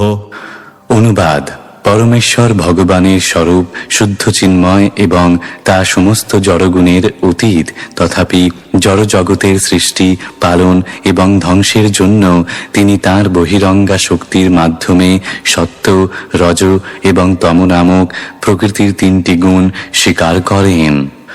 তাৎপর্য: পরমেশ্বর ভগবান সত্ত্ব, রজ এবং তম এই ত্রিগুণাত্মিকা বহিরঙ্গা শক্তির প্রভু এবং এই শক্তির প্রভুরূপে তিনি কখনো এই মোহিনী শক্তির প্রভাবে প্রভাবিত হন না। জীবেরা কিন্তু জড়া প্রকৃতির এই গুণের দ্বারা প্রভাবিত হয় অথবা প্রভাবিত হওয়ার প্রবণতা থাকে। এইটি হচ্ছে ভগবানের সঙ্গে জীবের পার্থক্য। জীব যদিও গুণগতভাবে ভগবানের সঙ্গে এক, তথাপি জীব প্রকৃতির এই গুণগুলির অধীন। পক্ষান্তরে বলা যায় যে জড়া প্রকৃতির গুণগুলি ভগবানের শক্তি সম্ভূত হওয়ার ফলে অবশ্যই ভগবানের সঙ্গে সম্পর্কিত। তবে সেই সম্পর্কটি ঠিক প্রভুভৃত্যের সম্পর্কের মতো। পরমেশ্বর ভগবান হচ্ছেন জড়া প্রকৃতির নিয়ন্তা, কিন্তু জড়া প্রকৃতির বন্ধনে আবদ্ধ জীব প্রভু নয় অথবা নিয়ন্তাও নয়। পক্ষান্তরে তারা প্রকৃতির অধীন অথবা প্রকৃতি কর্তৃক নিয়ন্ত্রিত। প্রকৃতপক্ষে ভগবান তাঁর অন্তরঙ্গা শক্তি বা চিৎশক্তির প্রভাবে নিত্য প্রকাশিত। ঠিক মেঘমুক্ত আকাশে সূর্য বা সূর্য কিরণের মতো। কিন্তু সূর্য যেমন আকাশে মেঘ সৃষ্টি করে, ঠিক তেমনি ভগবান জড়া প্রকৃতিকে সৃষ্টি করেন। সূর্য যেমন কখনোই মেঘের দ্বারা প্রভাবিত হয় না, তেমনি অনন্ত ভগবানও তাঁর অসীম ব্রহ্মজ্যোতিতে সাময়িকভাবে প্রকাশিত নগণ্য জড়া শক্তির দ্বারা কখনো প্রভাবিত হন না। শ্লোক 19। कार्यकारणकर्तृत्वे द्रव्यज्ञानक्रियाश्रयाः बध्नन्ति नित्यदा मुक्तं मायिनं पुरुषं गुणाः। অনুবাদ: প্রকৃতির এই তিনটি গুণ দ্রব্য, জ্ঞান এবং ক্রিয়ারূপে প্রকাশিত হয়ে নিত্য শাশ্বত জীবকে তার সমস্ত কার্যকলাপের জন্য দায়ী করে তাকে কার্য এবং কারণের বন্ধনে আবদ্ধ করে। তাৎপর্য: ভগবানের অন্তরঙ্গা এবং বহিরঙ্গা শক্তির মধ্যবর্তী হওয়ার ফলে নিত্য শাশ্বত জীবকে ভগবানের তটস্থা শক্তি বলা হয়। প্রকৃতপক্ষে জীবের জড়া প্রকৃতির বন্ধনে আবদ্ধ হওয়ার কথা নয়, কিন্তু জড়া প্রকৃতির উপর আধিপত্য করার ভ্রান্ত অভিমানের ফলে সে এই শক্তির দ্বারা প্রভাবিত হয়ে জড়া প্রকৃতির তিনটি গুণের বন্ধনে আবদ্ধ হয়। ভগবানের এই বহিরঙ্গা শক্তি ভগবানের সঙ্গে জীবের নিত্য সম্পর্কের বিশুদ্ধ জ্ঞানকে আচ্ছাদিত করে এবং এই আবরণ এতই গভীর যে মনে হয় যেন বদ্ধ জীব চিরকাল অজ্ঞানের অন্ধকারে আচ্ছন্ন।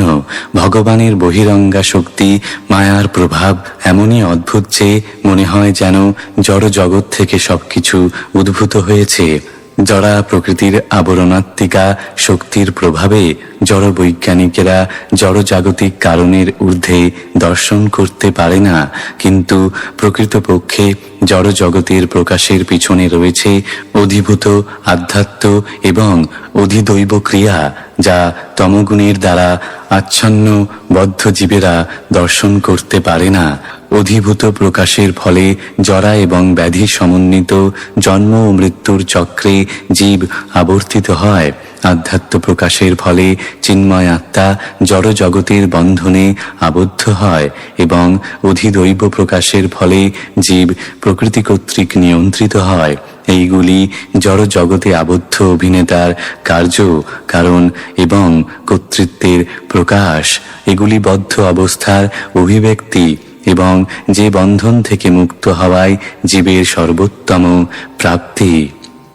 শ্লোক 20।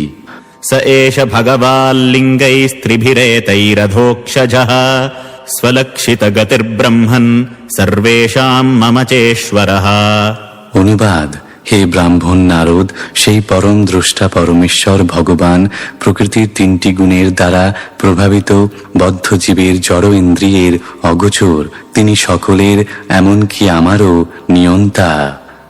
তাৎপর্য: ভগবদ গীতায় অধ্যায় 7 শ্লোক 24 থেকে 25 ভগবান স্পষ্টভাবে ঘোষণা করেছেন যে যারা ব্রহ্মজ্যোতির উপর অধিক গুরুত্ব প্রদান করে এবং মনে করে যে চরমে পরম সত্য নির্বিশেষ এবং তা প্রয়োজনের বশেই কেবল রূপ পরিগ্রহ করে, তারা সবিশেষবাদীদের তুলনায় অত্যন্ত মূর্খ। এই সমস্ত নির্বিশেষবাদীরা যতই বেদান্ত পাঠ করুক না কেন, প্রকৃতপক্ষে তারা জড়া প্রকৃতির উল্লিখিত তিনটি গুণের দ্বারা আচ্ছাদিত। তাই তারা পরমেশ্বর ভগবানের অপ্রাকৃত সান্নিধ্য লাভে অক্ষম। যে কেউ ভগবানের কাছে যেতে পারে না, কেননা তিনি তার যোগমায়ার দ্বারা আচ্ছাদিত। কিন্তু ভ্রান্তিবশত কারোরই মনে করা উচিত নয় যে ভগবান পূর্বে অব্যক্ত ছিলেন এবং সম্প্রতি নররূপে তিনি নিজেকে প্রকাশ করেছেন। ভগবানের নিরাকার হওয়ার ভ্রান্ত ধারণা ভগবানকে আবৃত করে যে যোগমায়ার যবনিকা তারই প্রভাব, এবং বদ্ধজীব যখন ভগবানের কাছে আত্মসমর্পণ করে তখন ভগবানের ইচ্ছার প্রভাবে সেই আবরণ উন্মোচিত হয়। ভগবানের যে সমস্ত ভক্ত উল্লিখিত জড়া প্রকৃতির তিনটি গুণের অতীত, তারা শুদ্ধ ভক্তি যোগে প্রেমপূর্ণ দৃষ্টিতে ভগবানের নিত্য আনন্দময় অপ্রাকৃত রূপ দর্শন করতে পারেন। শ্লোক 21। कालं कर्म स्वभावं च मायेशो मायया स्वया आत्मन् यदृच्छया प्राप्तं विबुभूषुरुपाददे। অনুবাদ: সমস্ত শক্তির নিয়ন্তা ভগবান তাঁর শক্তির দ্বারা নিত্যকাল সমস্ত জীবের অদৃষ্ট এবং তাদের স্বভাব সৃষ্টি করেন এবং তিনি পুনরায় স্বতন্ত্রভাবে তাদের নিজের মধ্যে বিলীন করে দেন। তাৎপর্য: এই জড় জগৎ যেখানে পরমেশ্বর ভগবান বদ্ধ জীবদের তাঁর অধীনে রেখে কর্ম করতে দেন, পুনঃ পুনঃ প্রলয়ের পর তার সৃষ্টি হয়। জড় সৃষ্টি অন্তহীন আকাশে একখণ্ড মেঘের মতো। প্রকৃত আকাশ হচ্ছে ব্রহ্মজ্যোতির কিরণে নিত্যপূর্ণ চিদাকাশ। এই অন্তহীন আকাশের একটি অংশ জড় সৃষ্টিরূপী মহত্তত্ত্বের মেঘের দ্বারা আচ্ছাদিত, যেখানে ভগবানের ইচ্ছার বিরুদ্ধে আধিপত্য করতে অভিলাষী বদ্ধ জীবেরা ভগবানের বহিরঙ্গা শক্তির মাধ্যমে ভগবান কর্তৃক নিয়ন্ত্রিত হয়ে তাদের বাসনা অনুসারে আচরণ করার জন্য প্রক্ষিপ্ত হয়। ঠিক যেমন নিয়মিতভাবে বর্ষা ঋতুর আগমন এবং অন্তর্ধান হয়, ঠিক তেমন ভগবানের নিয়ন্ত্রণে জড় জগতের সৃষ্টি হয় এবং ধ্বংস হয়। সেই কথা ভগবদ গীতায় অধ্যায় 8 শ্লোক 19 প্রতিপন্ন হয়েছে। এইভাবে জড় জগতের সৃষ্টি এবং প্রলয় ভগবানের নিয়মিত কার্য, যার মাধ্যমে জীবের নিজ ইচ্ছা অনুসারে আচরণপূর্বক আপন ভাগ্য রচনা করে প্রলয়ের সময় স্বতন্ত্র ইচ্ছা অনুসারে জন্মগ্রহণ করতে দেওয়া হয়। এইভাবে কোনো এক ঐতিহাসিক সময়ে সৃষ্টি হয়। সৃষ্টি এবং প্রলয়ের প্রক্রিয়াকে বলা হয় অনাদি। তার যে কখন প্রথম সৃষ্টি হয়েছিল তা আমাদের জানা নেই, কেননা আংশিক সৃষ্টিরও স্থিতি হচ্ছে 8,64,00,000,000 বৎসর। কিন্তু বৈদিক শাস্ত্রে বর্ণিত সৃষ্টির নিয়ম হচ্ছে যে তা ভগবানের ইচ্ছা অনুসারে কিছু সময়ের পর পুনরায় ধ্বংস হয়ে যায়। সমগ্র জড় সৃষ্টি এমনকি চিন্ময় জগৎও ভগবানের শক্তির প্রকাশ, ঠিক যেমন তাপ এবং আলো আগুনের শক্তির বিভিন্ন প্রকাশ। ভগবান তাই তাঁর শক্তির বিস্তারের মাধ্যমে নির্বিশেষ রূপে বিরাজ করেন এবং সমগ্র সৃষ্টি তাঁর নির্বিশেষ রূপের আশ্রয়ে অবস্থিত। কিন্তু তা সত্ত্বেও তিনি গৌণ রূপে নিজেকে পৃথক রাখেন।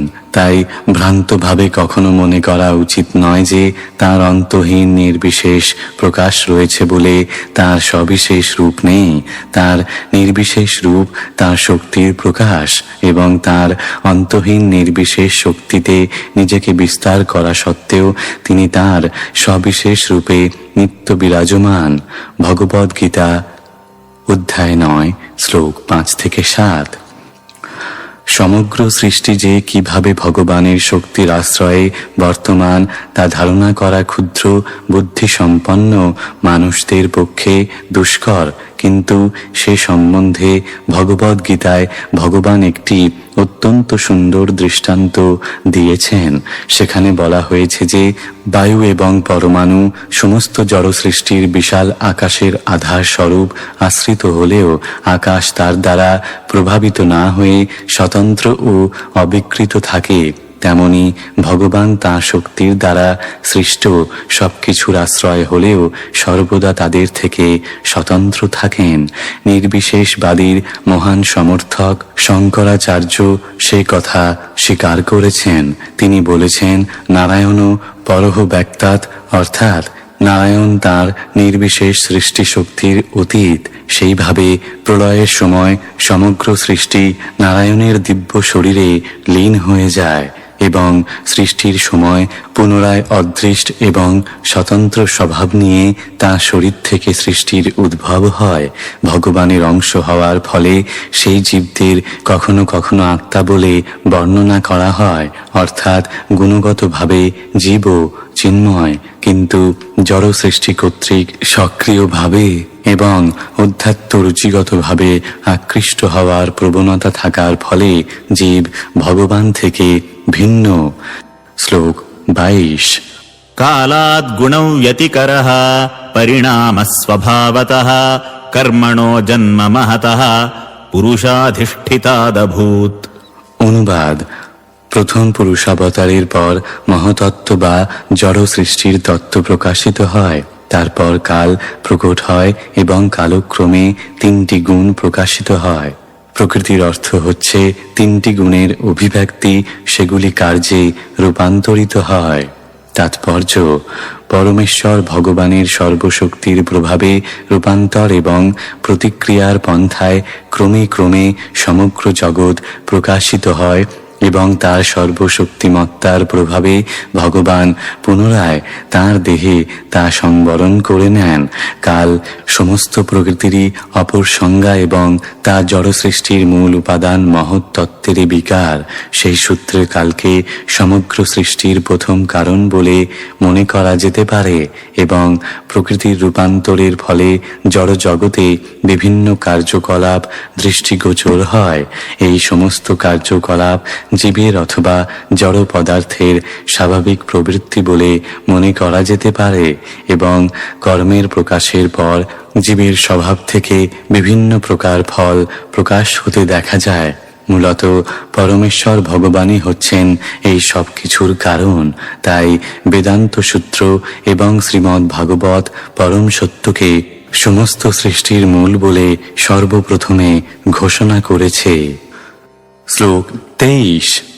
महतस्तु विकुर्वाणाद्रजः सत्त्वोपबृंहितात् तमः प्रधानस्त्वभवत् द्रव्यज्ञानक्रियात्मकः। অনুবাদ: মহতত্ত্ব বিক্ষুব্ধ হওয়ার ফলে জড় কার্যকলাপের উদ্ভব হয়। প্রথমে সত্ত্বগুণ এবং রজগুণের রূপান্তর হয় এবং তারপর তমগুণের প্রভাবে দ্রব্য, জ্ঞান এবং ক্রিয়াশক্তির উদ্ভব হয়। তাৎপর্য: সব রকম জড় সৃষ্টি কম বেশি রজগুণের বিকার থেকেই হয়। মহত্ত্ব জড় সৃষ্টির মূল কারণ এবং তা যখন ভগবানের ইচ্ছার দ্বারা বিক্ষুব্ধ হয় তখন সর্বপ্রথমে রজ এবং সত্ত্বগুণের প্রকাশ হয়। তারপর বিভিন্ন প্রকার জড়জাগতিক কার্যকলাপের দ্বারা উৎপন্ন রজগুণ প্রাধান্য লাভ করে এবং এইভাবে জীবেরা কম বেশি তমগুণে লিপ্ত হয়। ব্রহ্মা রজগুণের প্রতিনিধি, বিষ্ণু সত্ত্বগুণের প্রতিনিধি এবং জড় কার্যকলাপের জনক শিব তমগুণের প্রতিনিধি। জড়া প্রকৃতিকে বলা হয় মাতা এবং জড়জাগতিক জীবনের প্রবর্তক শিব হচ্ছেন পিতা।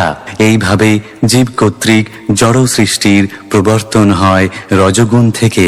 কোনো বিশেষ যুগে জীবনের প্রগতির ফলে বিভিন্ন গুণের ক্রমবিকাশ হয়। কলিযুগে মানব সভ্যতার প্রগতির নামে নানা প্রকার জড় কার্যকলাপের আচরণ হয় এবং জীব তার চিন্ময় স্বরূপ ক্রমেই বিস্তৃত হয়। কিন্তু এই যুগে সত্ত্বগুণের স্বল্প অনুশীলনের ফলে চিৎজগৎ দর্শন করা যায়, কিন্তু রজগুণের প্রাধান্যের ফলে সত্ত্বগুণ অপমিশ্রিত হয়। তাই জীবের পক্ষে প্রকৃতির গুণ অতিক্রম করা সম্ভব হয় না এবং বিভিন্নভাবে সত্ত্বগুণের অনুশীলন করার ফলে সমস্ত গুণের অতীত পরমেশ্বর ভগবানকে উপলব্ধি করা জীবের পক্ষে অত্যন্ত কঠিন হয়ে ওঠে। অর্থাৎ স্থূল জড় পদার্থ হচ্ছে অধিভূতম, তাদের পালন অধিদৈবম এবং জড় কার্যকলাপের প্রবর্তক হচ্ছে অধ্যাত্ম। জড় জগতের প্রধান অবয়ব হচ্ছে এই তিনটি তত্ত্ব, যথা উপাদান সামগ্রী, তার নিয়মিত সরবরাহ এবং মোহগ্রস্ত জীবের ইন্দ্রিয় উপভোগের জন্য নানা বৈচিত্র্য তার ব্যবহার। শ্লোক 24। सोऽहङ्कार इति प्रोक्तो विकुर्वन् समभूत्त्रिधा वैकारिकस्तैजसश्च तामसश्चेति यद्भिदा द्रव्यशक्तिः क्रियाशक्तिर्ज्ञानशक्तिरिति प्रभो। অনুবাদ: আত্মকেন্দ্রিক অহংকার তিন রূপে রূপান্তরিত হয়ে বৈকারিক, তৈজস এবং তামস অর্থাৎ সাত্ত্বিক অহংকার, রাজস অহংকার ও তামস অহংকার এই তিন প্রকারে উদ্ভূত হয়। তামস অহংকার থেকে দ্রব্য শক্তি, রাজস অহংকার থেকে ক্রিয়া শক্তি এবং সাত্ত্বিক অহংকার থেকে জ্ঞান শক্তি প্রকাশ হয়। হে নারদ, তুমি তা হৃদয়ঙ্গম করতে সক্ষম। তাৎপর্য: অহংকার বা জড় পদার্থ নিজের পরিচিতি স্থাপন করার প্রবণতা প্রবলভাবে আত্মকেন্দ্রিক এবং ভগবানের অস্তিত্ব সম্বন্ধীয় স্পষ্ট জ্ঞান রহিত। জড় বিষয়াসক্ত বদ্ধ জীবের এই আত্মকেন্দ্রিক অহংকার জগতের অন্যান্য সাজ সরঞ্জামের দ্বারা জীবের বদ্ধ হওয়ার কারণ। ভগবদ গীতার 7ম অধ্যায়ে শ্লোক 24 থেকে 27 অত্যন্ত সুন্দরভাবে সেই আত্মকেন্দ্রিক অহংকারের বিশ্লেষণ করা হয়েছে। পরমেশ্বর ভগবানের তত্ত্বজ্ঞান রহিত আত্মকেন্দ্রিক নির্বিশেষবাদী সিদ্ধান্ত করে যে পরমেশ্বর ভগবান কোনো বিশেষ কার্য সাধনের জন্য তার স্বরূপগত নির্বিশেষ চিন্ময় রূপ থেকে জড়রূপ পরিগ্রহ করেন এবং এই সমস্ত আত্মকেন্দ্রিক নির্বিশেষবাদীরা ব্রহ্মসূত্র এবং জ্ঞানের অতি উন্নত আধার স্বরূপ বৈদিক শাস্ত্র সম্বন্ধে অত্যন্ত আগ্রহী হলেও পরমেশ্বর ভগবান সম্বন্ধে এই ভ্রান্ত ধারণা পোষণ করে। ভগবানের সবিশেষ স্বরূপ সম্বন্ধে তাদের এই ভ্রান্ত ধারণা জড়া প্রকৃতির বিভিন্ন গুণের মিশ্রণ থেকে উদ্ভূত অজ্ঞানেরই প্রকাশ। তাই নির্বিশেষবাদীরা ভগবানের সচ্চিদানন্দ রূপ হৃদয়ঙ্গম করতে পারে না। তার কারণ হচ্ছে ভগবান অভক্তদের কাছে তার নিজের স্বরূপ প্রকাশ করেন না এবং তাই তারা ভগবদ গীতা আদি পাঠ করা সত্ত্বেও তাদের জেদি ভাবের ফলে নির্বিশেষবাদী থেকে যায়। ভগবানের স্বীয় শক্তি যোগমায়ার প্রভাবে এই প্রকার জেদ প্রকাশ পায়। যোগমায়া হচ্ছেন ভগবানের সহকারী, যিনি জেদি নির্বিশেষবাদীদের দৃষ্টি আচ্ছন্ন করে রাখেন। এই প্রকার মোহাচ্ছন্ন মানুষদের বলা হয় মূঢ়, কেননা তারা ভগবানের অজ এবং অপরিবর্তনীয় দিব্যরূপ উপলব্ধি করতে অক্ষম। ভগবান যদি তার মূল নির্বিশেষ রূপ থেকে জড় রূপ ধারণ করতেন, তাহলে তার অর্থ হতো যে তার জন্ম হয় এবং তিনি নির্বিশেষ থেকে সবিশেষে রূপান্তরিত হন। কিন্তু তিনি অপরিবর্তনীয় এবং তিনি বদ্ধ জীবেদের মতো কখনো জন্মগ্রহণ করেন না। বদ্ধ জীব জড় জগতে তার বদ্ধ অবস্থার ফলে এক দেহ থেকে আর এক দেহে জন্মগ্রহণ করে, কিন্তু আত্মকেন্দ্রিক নির্বিশেষবাদীরা তাদের গভীর অজ্ঞানের ফলে তথাকথিত বেদান্ত দর্শনে পারদর্শী হওয়া সত্ত্বেও মনে করে যে ভগবানও তাদের মতো একজন। প্রতিটি জীবের হৃদয়ে বিরাজমান পরমেশ্বর ভগবান এই সমস্ত জীবদের অতীত, বর্তমান এবং ভবিষ্যৎ প্রবৃত্তি সম্বন্ধে পূর্ণরূপে অবগত, কিন্তু মহাচ্ছন্ন বদ্ধ জীব তার শাশ্বত স্বরূপে তাকে কদাচিৎ উপলব্ধি করতে পারে। তাই ভগবানের ইচ্ছার প্রভাবে নির্বিশেষবাদীরা ভগবানের ব্রহ্ম এবং পরমাত্মা স্বরূপ সম্বন্ধে অবগত হওয়া সত্ত্বেও সমস্ত জড় সৃষ্টির অতীত তার নিত্য শাশ্বত নারায়ণ স্বরূপ সম্বন্ধে অজ্ঞ থাকে। জড় বিষয়াসক্ত মানুষেরা কৃত্রিমভাবে ক্রমবর্ধমান জড়জাগতিক চাহিদাগুলি মেটাবার ব্যাপারে নিরন্তর ব্যস্ত থাকে বলে তারা এই প্রকার গভীর অজ্ঞানে আচ্ছন্ন থাকে। পরমেশ্বর ভগবানকে উপলব্ধি করতে হলে ভগবত ভক্তির অনুশীলনের দ্বারা জড় ইন্দ্রিয়গুলিকে শুদ্ধ করতে হবে। বৈদিক শাস্ত্রে যে সত্ত্বগুণ বা ব্রাহ্মণ্য সংস্কৃতির অনুশীলন করার পরামর্শ দেওয়া হয়েছে তা আধ্যাত্মিক উপলব্ধির সহায়ক, এবং তাই বদ্ধজীবীর জ্ঞান শক্তির স্তর দ্রব্য শক্তি এবং ক্রিয়া শক্তি থেকে তুলনামূলকভাবে শ্রেষ্ঠ। জড় পদার্থের বিশাল সংগ্রহের মাধ্যমে জড় সভ্যতার প্রকাশ হয়। পক্ষান্তরে বলা যায় যে বিরাট বিরাট কলকারখানা এবং সেখানে উৎপাদনের জন্য যে উপাদান সরবরাহ হয় তার কারণ হচ্ছে আধ্যাত্মিক জীবন সম্বন্ধে জীবের গভীর অজ্ঞতা। দ্রব্য শক্তি এবং ক্রিয়া শক্তি ভিত্তিক জড় সভ্যতার বিড়ম্বনা সংশোধন করতে হলে কর্মযোগের ভিত্তিতে পরমেশ্বর ভগবানের প্রেমময়ী সেবার পন্থা অবলম্বন করতে হবে।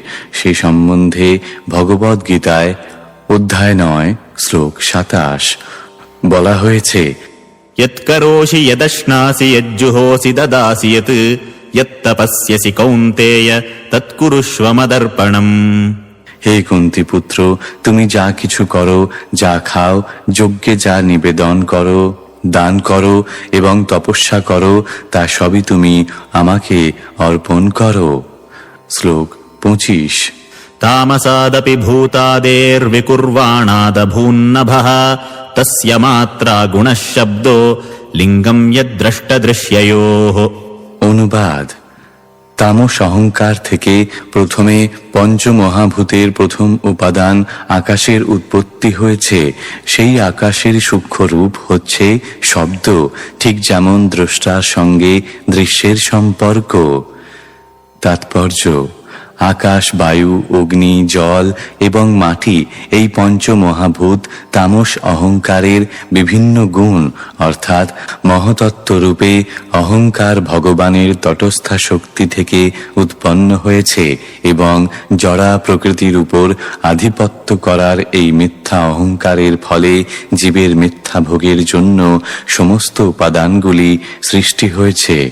জীব ভোক্তারূপে জড় উপাদানগুলির ওপর কর্তৃত্ব করে, যদিও তার পটভূমিতে থাকেন পরমেশ্বর ভগবান। প্রকৃতপক্ষে ভগবান ছাড়া আর কেউ ভোক্তা হতে পারে না, কিন্তু ভ্রান্তিবশত জীব ভোক্তা হওয়ার বাসনা করে। এইটি হচ্ছে অহংকারের উৎস।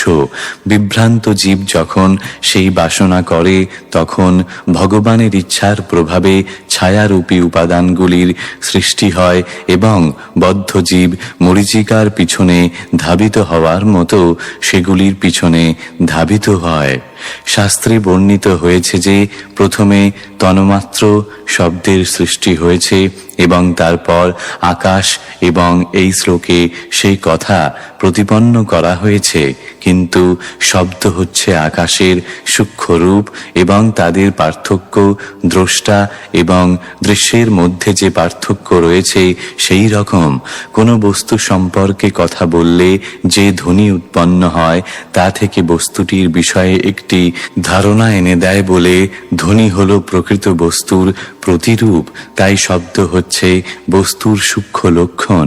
তেমনি ভগবানের গুণাবলীর দ্যোতক শব্দরূপে ভগবানের যে প্রকাশ তা ভগবানেরই পূর্ণ প্রকাশ, যা শ্রীকৃষ্ণ এবং শ্রীরামচন্দ্রের পিতা বসুদেব এবং মহারাজ দশরথ দর্শন করেছিলেন। ভগবানের শব্দরূপ স্বয়ং ভগবান থেকে অভিন্ন, কেননা ভগবান এবং তার শব্দরূপ উভয়ই পরম তত্ত্ব।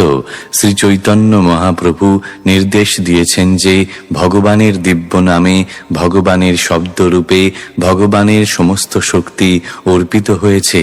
তাই ভগবানের শুদ্ধ নাম উচ্চারণের ফলে ভগবানের সান্নিধ্য লাভ করা যায় এবং তখন ভগবানের শুদ্ধ ভক্তের সম্মুখে ভগবান প্রকাশিত হন।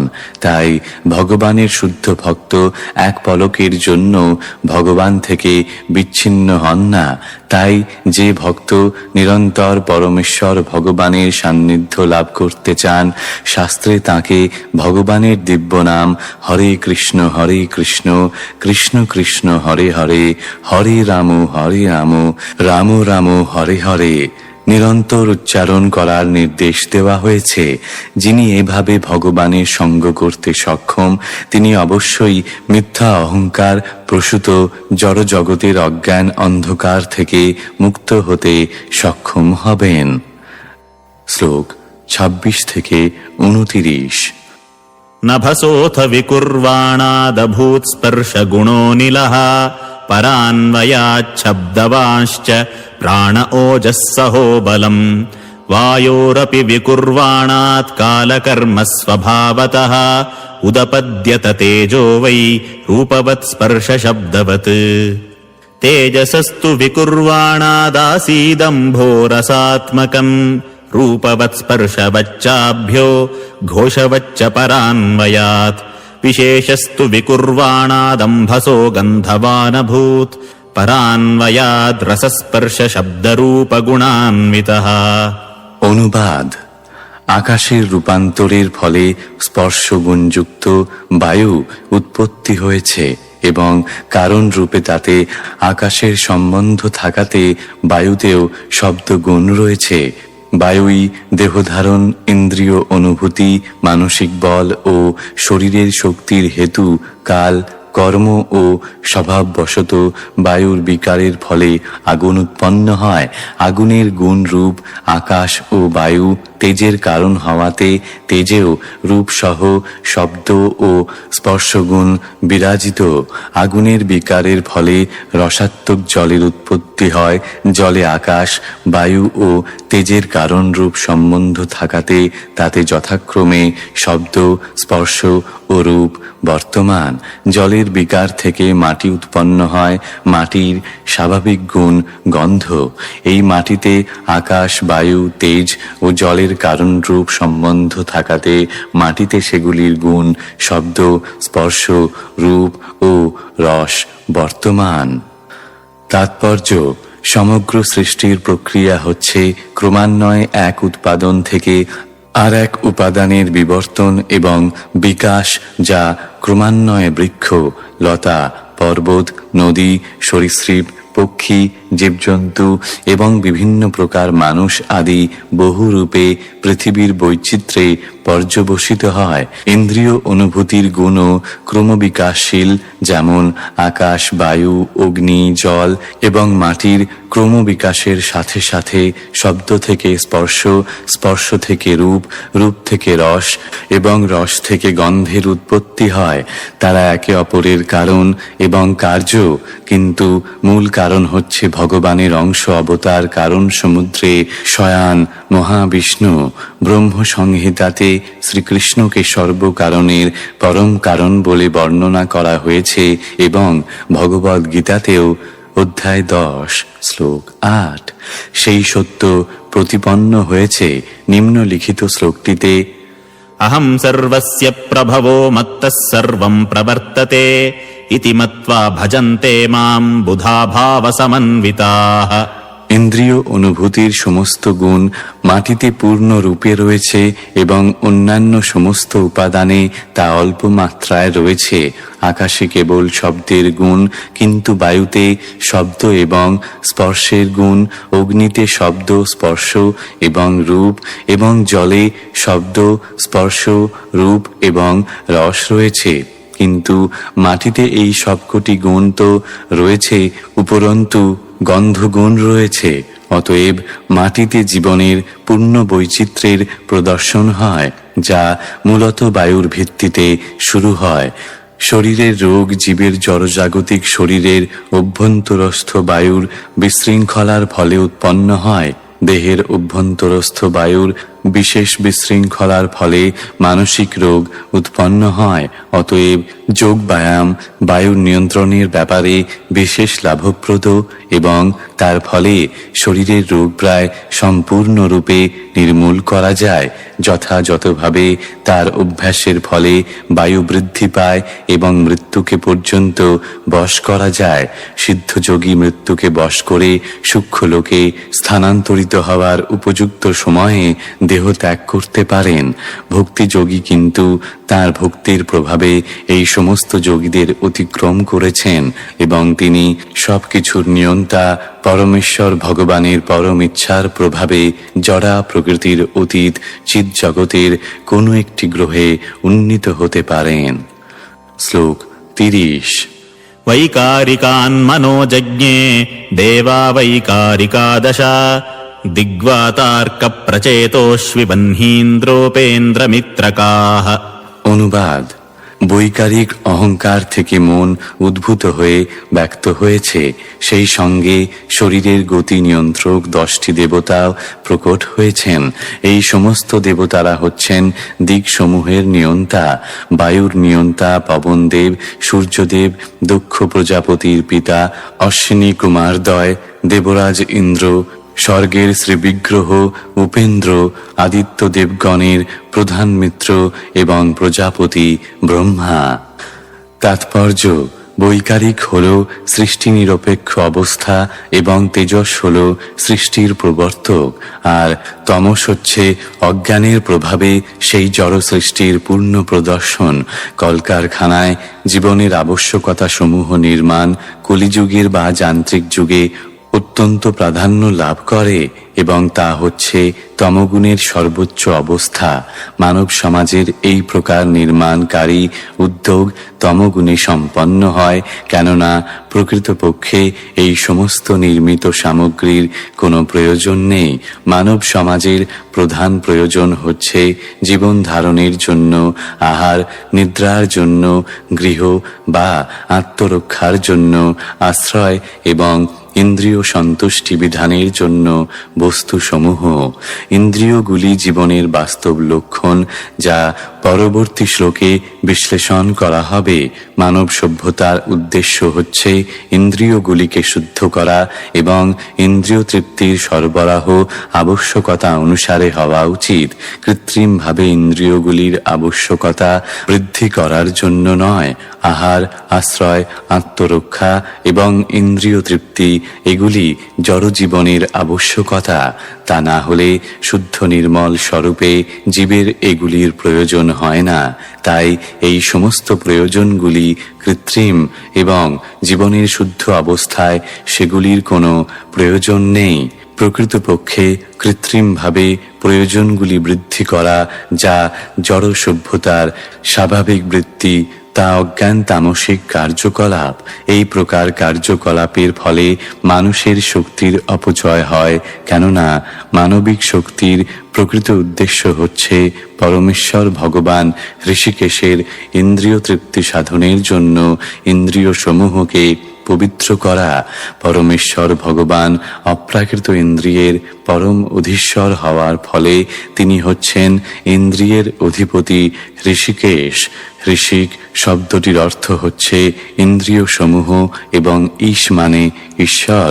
ভগবান ইন্দ্রিয়ের দাস নন, অর্থাৎ তিনি ইন্দ্রিয়ের নির্দেশ অনুসারে পরিচালিত হন না, কিন্তু বদ্ধজীবেরা ইন্দ্রিয়ের দাস। তারা ইন্দ্রিয়ের নির্দেশ অনুসারে পরিচালিত হয়। তাই জড় সভ্যতা হচ্ছে ইন্দ্রিয়ের তৃপ্তি সাধনের ব্যবস্থা মাত্র। ইন্দ্রিয় তৃপ্তিরূপী রোগের নিরাময় সাধন করা মানব সভ্যতার মানদণ্ড হওয়া উচিত এবং ভগবানের অপ্রাকৃত ইন্দ্রিয় সমূহের সন্তুষ্টি বিধানের নিমিত্ত হওয়ার মাধ্যমে অনায়াসে তা সম্পাদন করা সম্ভব। ইন্দ্রিয়গুলিকে তাদের কার্যকলাপ থেকে বিরত করা যায় না, কিন্তু সেগুলিকে ঋষিকেশের ইন্দ্রিয় তৃপ্তি সাধনের শুদ্ধ সেবায় যুক্ত করার মাধ্যমে পবিত্র করা যায়। এইটি হচ্ছে সমগ্র ভগবদ গীতার উপদেশ। অর্জুন প্রথমে তার নিজের ইন্দ্রিয় তৃপ্তি সাধনের জন্যে তার আত্মীয় স্বজন বন্ধু বান্ধবদের সঙ্গে যুদ্ধ না করার সিদ্ধান্ত গ্রহণ করেছিলেন, কিন্তু শ্রীকৃষ্ণ তাকে ভগবদ গীতার জ্ঞান দান করে তার চেতনাকে পবিত্র করে তার ইন্দ্রিয় তৃপ্তি সাধনের সিদ্ধান্ত পরিবর্তন করেছিলেন। অর্জুন শ্রীকৃষ্ণের ইন্দ্রিয় তৃপ্তি সাধনের জন্য যুদ্ধ করতে সম্মত হয়েছিলেন এবং শ্রীকৃষ্ণের বাসনা অনুসারে কুরুক্ষেত্রের রণাঙ্গনে যুদ্ধ করেছিলেন।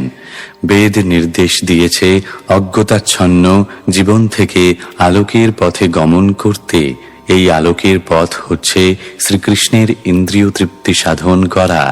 বিভ্রান্ত অথবা অল্পবুদ্ধি সম্পন্ন মানুষেরা অর্জুন এবং অন্যান্য ভগবদ ভক্ত কর্তৃক প্রদর্শিত পন্থায় পরমেশ্বর ভগবানের অপ্রাকৃত ইন্দ্রিয়ের তৃপ্তি সাধনের প্রচেষ্টা না করে আত্মতত্ত্ব জ্ঞান লাভ করতে চায়।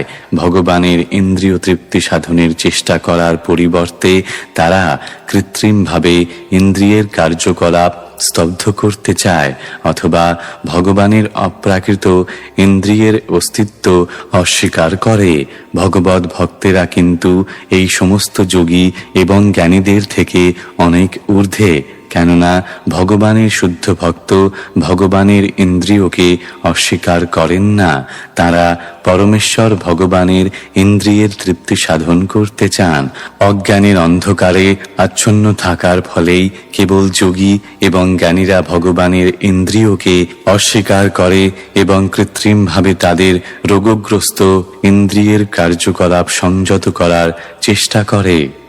রোগগ্রস্ত অবস্থায় ইন্দ্রিয়গুলি জড়জাগতিক প্রয়োজনগুলি বৃদ্ধি করার ব্যাপারে অত্যন্ত সক্রিয় হয়। কেউ যখন ইন্দ্রিয়ের কার্যকলাপ বর্ধিত করার কুফল দর্শন করতে পারেন তখন তাকে বলা হয় জ্ঞানী, এবং কেউ যখন যৌগিক প্রথার মাধ্যমে ইন্দ্রিয়ের কার্যকলাপ স্তব্ধ করার চেষ্টা করেন তাকে বলা হয় যোগী। কিন্তু যখন কেউ পরমেশ্বর ভগবানের অপ্রাকৃত ইন্দ্রিয় সমূহের সম্বন্ধে সম্পূর্ণরূপে অবগত হয়ে তার ইন্দ্রিয়ের সন্তুষ্টি বিধানের চেষ্টা করেন তাকে বলা হয় ভগবদ ভক্ত। ভগবদ ভক্তেরা কখনো ভগবানের ইন্দ্রিয়গুলিকে অস্বীকার করেন না অথবা কৃত্রিমভাবে ইন্দ্রিয়ের কার্যকলাপ বন্ধ করার চেষ্টা করেন না। পক্ষান্তরে তাঁরা স্বতঃস্ফূর্তভাবে পরিশুদ্ধ ইন্দ্রিয়ের দ্বারা সমস্ত ইন্দ্রিয়ের যিনি ঈশ্বর তাঁরই সেবায় যুক্ত হন, ঠিক যেভাবে অর্জুন যুক্ত হয়েছিলেন, এবং তার ফলে তারা অনায়াসে সমস্ত পূর্ণতার চরম লক্ষ্য ভগবানের সন্তুষ্টি বিধানের বিশুদ্ধ অবস্থা প্রাপ্ত হন। শ্লোক 31। तैजसा तु विकुर्वाणादिन्द्रियाणि दशाभवन् ज्ञानशक्तिः क्रियाशक्तिर्बुद्धिः प्राणश्च तेजसौ श्रोत्रम् त्व्यघ्राणदृग्जिह्वा वाग्दोर्मेढ्राङ्घ्रिपायवः। অনুবাদ: রাজস অহংকার বিকার প্রাপ্ত হলে তা থেকে জ্ঞান শক্তি, বুদ্ধি এবং ক্রিয়াশক্তি, প্রাণসহ কর্ণ, ত্বক, নাসিকা, চক্ষু, জিহ্বা, বাক, পানি, উপস্থ, পাদ এবং পায়ু, এই 10টি ইন্দ্রিয়ের উৎপত্তি হয়। তাৎপর্য: জড় জগতে জীবন কম বেশি বুদ্ধি এবং প্রাণশক্তির উপর নির্ভর করে। জ্ঞানেন্দ্রিয়গুলি কঠোর জীবন সংগ্রামের সঙ্গে বোঝাপড়া করার জন্য বুদ্ধিকে সহায়তা করে এবং প্রাণশক্তি হস্ত, পদ আদি কর্মেন্দ্রিয়গুলিকে ব্যবহার করার মাধ্যমে জীবন ধারণ করে। কিন্তু সামগ্রিক দৃষ্টিতে জীবন সংগ্রাম রজগুণের কার্য, তাই বুদ্ধি এবং প্রাণসহ সমস্ত ইন্দ্রিয়গুলি রজগুণ নামক প্রকৃতির দ্বিতীয় গুণটি থেকে উৎপন্ন হয়। এই রজগুণটি কিন্তু বায়ু থেকে উৎপন্ন হয়, যা পূর্বে বর্ণিত হয়েছে। শ্লোক 32। यदैते सङ्गता भावा भूतेन्द्रियमनोगुणाः यदायतननिर्माणे न शोकुर्ब्रह्मवित्तमा। অনুবাদ: হে শ্রেষ্ঠ ব্রহ্মবিদ নারদ, এই সমস্ত সৃষ্ট অংশগুলি যথা পঞ্চমহাভূত, ইন্দ্রিয় সমূহ, মন এবং প্রকৃতির গুণগুলি যতক্ষণ পর্যন্ত না মিলিত হয় ততক্ষণ শরীর সৃষ্টি সম্ভব হয় না। তাৎপর্য: জীবের বিভিন্ন প্রকার শরীর কারখানায় বিভিন্ন অংশের সমন্বয়ের ফলে প্রস্তুত বিভিন্ন প্রকার মোটর গাড়ির মতো। মোটর গাড়ি যখন প্রস্তুত হয় তখন ড্রাইভার সেই গাড়ির আসনে বসে তার ইচ্ছা অনুসারে গাড়িটিকে চালায়। সে কথা শ্রীমদ্ ভগবদ্ গীতাতেও অধ্যায় 18 শ্লোক 61 প্রতিপন্ন হয়েছে। জীব দেহরূপ যন্ত্রে বসে আছে এবং সেই দেহরূপী যানটি চালিত হচ্ছে প্রকৃতির নিয়ন্ত্রণের মাধ্যমে। ঠিক যেমন একটি রেলগাড়ি যা চালকের পরিচালনায় চালিত হয়, জীব কিন্তু তার শরীর নয়, তার দেহরূপী যন্ত্রটি থেকে ভিন্ন। কিন্তু অল্প বুদ্ধি সম্পন্ন জড় বৈজ্ঞানিকেরা বুঝতে পারে না কিভাবে ইন্দ্রিয় সমূহ, মন এবং প্রকৃতির গুণের সমন্বয়ে দেহটির সৃষ্টি হয়। প্রতিটি জীব পরমেশ্বর ভগবানের বিভিন্ন অংশ, এক একটি চিৎস্ফুলিঙ্গ, এবং পিতা যেমন তাঁর পুত্রের প্রতি স্নেহপরায়ণ, তেমনি পরম পিতা ভগবানের কৃপার প্রভাবে জীব জড় জগতের উপর তাঁর ইচ্ছা অনুসারে আধিপত্য করার ক্ষুদ্র স্বাতন্ত্র্য লাভ করেছে। পিতা যেমন ক্রন্দনরত পুত্রকে শান্ত করার জন্য খেলনা দেন, তেমনি মহাচ্ছন্ন জীবদের বাসনা অনুসারে আধিপত্য করার জন্য ভগবান তাঁর ইচ্ছাশক্তির দ্বারা এই জড়জগৎ সৃষ্টি করেছেন। এবং এখানে জীব ভগবানের প্রতিনিধিদের নিয়ন্ত্রণাধীনে স্বতন্ত্রভাবে এই জড় জগতের উপর আধিপত্য বিস্তার করার চেষ্টা করে। বদ্ধ জীবদের অবস্থা ঠিক ভগবানের দাসীর অধীনে জড় জগৎরূপী উদ্যানে ক্রিয়াশীল শিশুদের মতো। তার মায়াকে ভগবানের দাসীকে সর্বে সর্বা বলে মনে করে এবং ভ্রান্তভাবে ধারণা করে যে পরম তত্ত্ব হচ্ছেন প্রকৃতি। মূর্খ শিশু সদৃশ জড়বাদীরা ভগবানের দাসীরূপা জড়া প্রকৃতির অতীত কোনো ধারণা পোষণ করতে পারে না। কিন্তু ভগবানের বুদ্ধিমান প্রাপ্তবয়স্ক পুত্রেরা ভালোভাবে জানেন যে জড়া প্রকৃতির সমস্ত কার্যকলাপ ভগবান কর্তৃক নিয়ন্ত্রিত হয়। ঠিক যেমন একজন দাসী অপরিণত শিশুদের পিতারূপ কোনো প্রভুর নিয়ন্ত্রণাধীন থাকে। দেহের বিভিন্ন অংশগুলি যেমন ইন্দ্রিয় সমূহ মহত্তত্ত্ব থেকে সৃষ্ট এবং ভগবানের ইচ্ছার প্রভাবে যখন সেগুলি মিলিত হয় তখন জড় শরীরের সৃষ্টি এবং জীবকে তার ইচ্ছা অনুসারে কার্য করার জন্য সেটিকে ব্যবহার করতে দেওয়া হয়। তার বিশ্লেষণ করা হয়েছে পরবর্তী শ্লোকগুলিতে। শ্লোক 33। तदा संहत्य चान्योन्यम् भगवच्छक्तिचोदिताः सदसत्त्वमुपादाय চোভয়ম সসৃজুর্হ্যদঃ। অনুবাদ: এইভাবে ভগবানের শক্তির দ্বারা এইগুলি একত্রিত হওয়ার ফলে সৃষ্টির মুখ্য এবং গৌণ কারণ সমূহ স্বীকার করে এই ব্রহ্মাণ্ড প্রকট হয়েছে। তাৎপর্য: এই শ্লোকে স্পষ্টভাবে উল্লেখ করা হয়েছে যে পরমেশ্বর ভগবান সৃষ্টির জন্য তার বিভিন্ন শক্তি প্রযুক্ত করেন। এমন নয় যে তিনি স্বয়ং জড় সৃষ্টিতে রূপান্তরিত হন। তিনি তার বিভিন্ন শক্তিতে নিজেকে বিস্তার করে এবং বিভিন্ন অংশে নিজেকে বিস্তার করে এই জড় জগৎকে প্রকাশ করেন। ব্রহ্মজ্যোতির চিদাকাশে এক কোণে কখনো কখনো এক চিন্ময় মেঘের প্রকাশ হয় এবং সেই আচ্ছাদিত অংশটিকে বলা হয় মহত্তত্ত্ব। ভগবান তখন মহাবিষ্ণুরূপে কারণ জল নামক মহতত্ত্বের জলে শয়ন করেন। মহাবিষ্ণু যখন সেই কারণ সমুদ্রে শয়ন করেন তখন তার নিঃশ্বাসের প্রভাবে অসংখ্য ব্রহ্মাণ্ডের সৃষ্টি হয়। এই ব্রহ্মাণ্ডগুলি কারণ সমুদ্রে বুদ্বুদের মতো ভাসছে এবং সেগুলির কারণ সমুদ্রের সর্বত্র ছড়িয়ে রয়েছে। সেগুলির অস্তিত্ব কেবল মহাবিষ্ণুর নিঃশ্বাস প্রশ্বাসের সময় পর্যন্ত। সেই মহাবিষ্ণু তারপর প্রতিটি ব্রহ্মাণ্ডের গোলকে গর্ভদোকসায়ী বিষ্ণুরূপে প্রবেশ করেন এবং শেষ নাগরূপী তাঁর অবতার কর্তৃক নির্মিত শয্যায় শায়িত হন। তাঁর নাভিদেশ থেকে একটি পদ্ম তখন উত্থিত হয় এবং সেই পদ্মে ব্রহ্মাণ্ডের কর্তা ব্রহ্মার জন্ম হয়। ব্রহ্মা তখন এই ব্রহ্মাণ্ডের ভিতর বিভিন্ন জীবদের বাসনা অনুসারে তাদের বিভিন্ন প্রকার রূপ প্রদান করেন। তিনি সূর্য, চন্দ্র তথা অন্য দেবতাদেরও সৃষ্টি করেন। তাই জড় সৃষ্টির মুখ্য শিল্পী স্বয়ং ভগবান, যে কথা ভগবদ্ গীতায় অধ্যায় 9 শ্লোক 10 প্রতিপন্ন হয়েছে। তিনি জড়া প্রকৃতিকে সর্বপ্রকার স্থাবর এবং জঙ্গম সৃষ্টির জন্য নির্দেশ দেন। জড় সৃষ্টি দুই প্রকার: মহাবিষ্ণুর দ্বারা সমষ্টিগত ব্রহ্মাণ্ড সমূহের সৃষ্টি, যা পূর্বে উল্লেখ করা হয়েছে, এবং একক ব্রহ্মাণ্ডের সৃষ্টি। উভয় সৃষ্টি ভগবান কর্তৃক সম্পাদিত হয় এবং তার ফলে আমাদের গোচরীভূত ব্রহ্মাণ্ড প্রকাশ হয়। শ্লোক 34।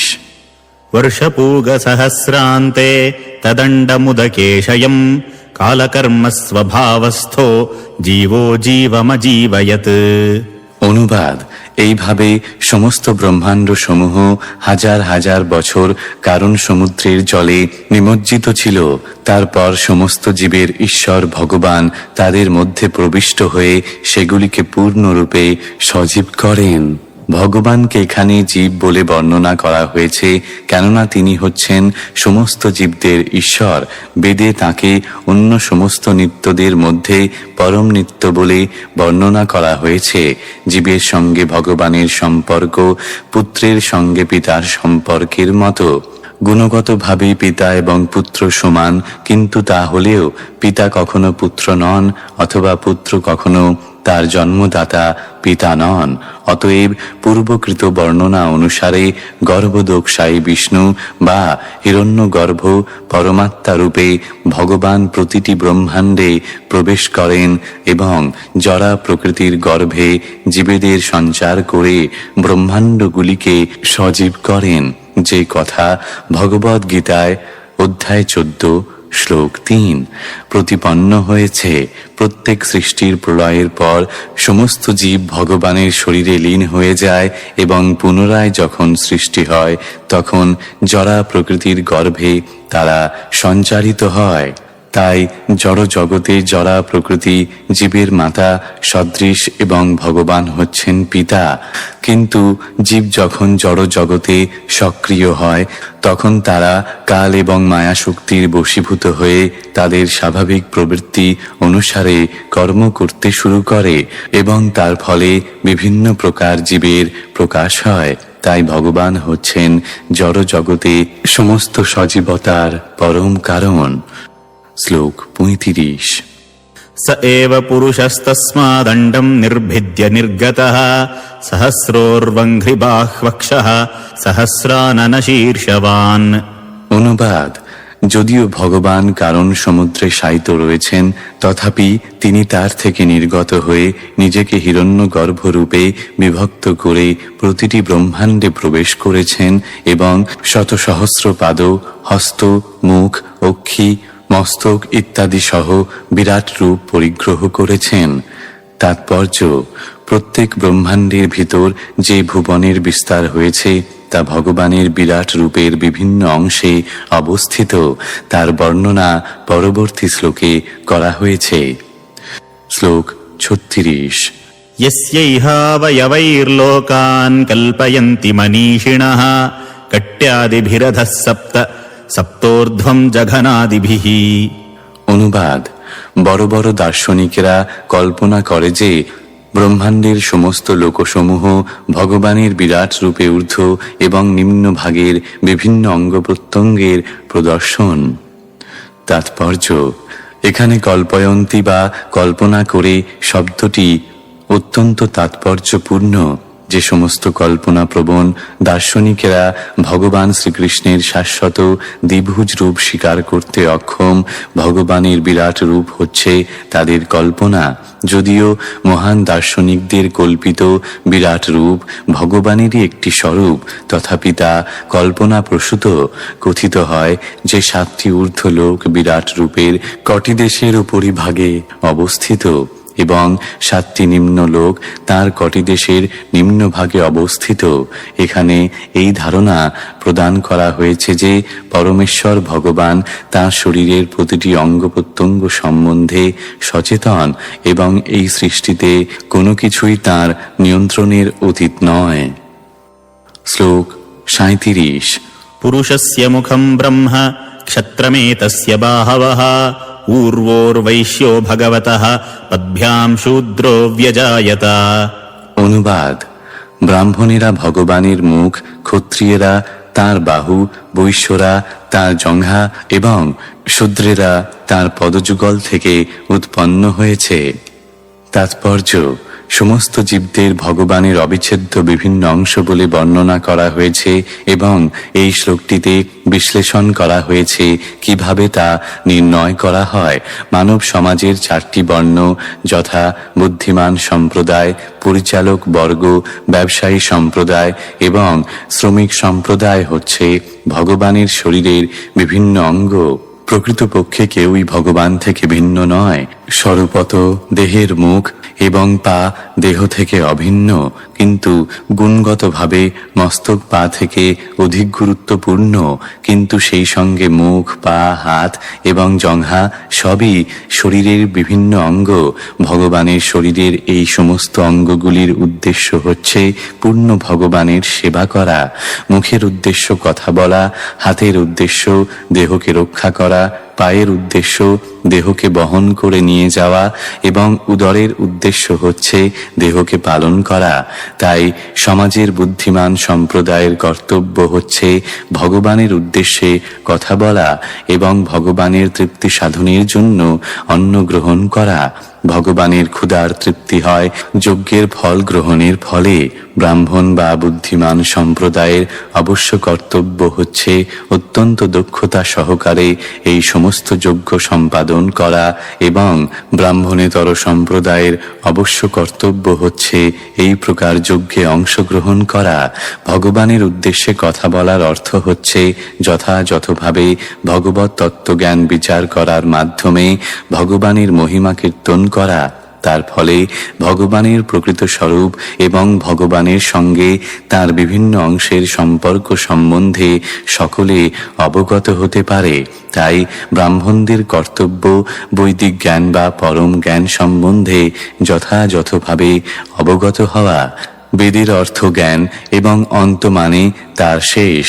ভগবদ গীতার বর্ণনা অনুসারে ভগবান হচ্ছেন সবকিছুর উৎস এবং সেই সূত্রে সমস্ত জ্ঞানের অন্ত হচ্ছে ভগবানকে জানা, ভগবানের সঙ্গে আমাদের সম্পর্ক সম্বন্ধে অবগত হওয়া এবং সেই সম্পর্ক অনুসারেই কেবল আচরণ করা। দেহের অঙ্গ প্রত্যঙ্গগুলির সঙ্গে দেহ সম্পর্কিত তেমনি প্রতিটি জীবের অবশ্য কর্তব্য হচ্ছে ভগবানের সঙ্গে তার তাঁর সম্পর্ক সম্বন্ধে অবগত হওয়া, বিশেষ করে মনুষ্য জীবনে সেইটি হচ্ছে চরম উদ্দেশ্য, অর্থাৎ যথাযথভাবে প্রতিটি জীবের সঙ্গে ভগবানের প্রকৃত সম্পর্ক সম্বন্ধে অবগত হওয়া। এই সম্পর্ক সম্বন্ধে অবগত না হলে মনুষ্য জীবন ব্যর্থ হয়। বুদ্ধিমান সম্প্রদায় ব্রাহ্মণদের তাই বিশেষ দায়িত্ব হচ্ছে জীবের সঙ্গে ভগবানের এই সম্পর্ক সম্বন্ধীয় জ্ঞান প্রচার করে আদর্শ পথে জনসাধারণকে পরিচালিত করা। ক্ষত্রিয় বর্গের কর্তব্য জীবেদের রক্ষা করা, যাতে তারা সেই উদ্দেশ্য সাধন করতে পারে। ব্যবসায়ী সম্প্রদায়ের কর্তব্য হচ্ছে খাদ্যশস্য উৎপাদন করে তা সমগ্র মানব সমাজকে বিতরণ করা, যাতে জনসাধারণ সুখে স্বচ্ছন্দে বসবাস করে মানব জীবনের কর্তব্য সম্পাদন করতে পারে। ব্যবসায়ী সম্প্রদায়ের আরেকটি কর্তব্য হচ্ছে গাভীদের রক্ষা করা। গাভী যথেষ্ট পরিমাণে দুধ প্রদান করে, যা পরম তত্ত্ব জ্ঞান লাভে উপযুক্ত সভ্যতার পালন পোষণের জন্য যে বুদ্ধিমত্তা এবং স্বাস্থ্যের প্রয়োজন তা প্রদানে সমর্থ। আর শ্রমিক সম্প্রদায় যারা বুদ্ধিমান নয় অথবা শক্তিশালী নয়, তারা তাদের দৈহিক শ্রমের দ্বারা উচ্চতর বর্ণের সেবা করার মাধ্যমে লাভবান হতে পারে। এইভাবে সমগ্র ব্রহ্মাণ্ড ভগবানের সম্পর্কে সম্পর্কিত একটি পূর্ণ একক, এবং ভগবানের সঙ্গে সম্পর্কিত না হলে সমগ্র সমাজ শান্তি এবং সমৃদ্ধি রহিত হয়ে বিশৃঙ্খল হয়ে পড়ে। সেই সত্য প্রতিপন্ন করে বেদে বলা হয়েছে, ব্রাহ্মণহস্য মুখো মিষাদ বাহু রাজন্যকৃত। শ্লোক 38। ভূর্লোকঃ কল্পিতঃ পদ্ভ্যাম ভুবর্লোকোऽস্য নাভিতः হৃদা স্বর্লোক্য উরসা মহর্লোকো মহাত্মনঃ। অনুবাদ: পৃথিবীর স্তর পর্যন্ত সমস্ত অধোলোক তাঁর পদযুগলে অবস্থিত, তার ঊর্ধ্বে ভুবরলোক তাঁর নাভিদেশে অবস্থিত, তার ঊর্ধ্বে দেবতাদের বাসস্থান স্বর্গলোক তাঁর হৃদয়ে অবস্থিত, এবং মহান মুনি ঋষিরা যেখানে বিরাজ করেন সেই মহরলোক তাঁর বক্ষে অবস্থিত বলে কথিত হয়েছে। তাৎপর্য: এই ব্রহ্মাণ্ডে 14টি গ্রহলোক রয়েছে। নিম্নবর্তী গ্রহলোকগুলিকে বলা হয় ভূর্লোক, মধ্যবর্তী গ্রহগুলিকে বলা হয় ভুবরলোক, এবং ব্রহ্মাণ্ডের সর্বোচ্চ লোক ব্রহ্মলোক পর্যন্ত ঊর্ধ্ববর্তী গ্রহলোকগুলিকে বলা হয় স্বরলোক।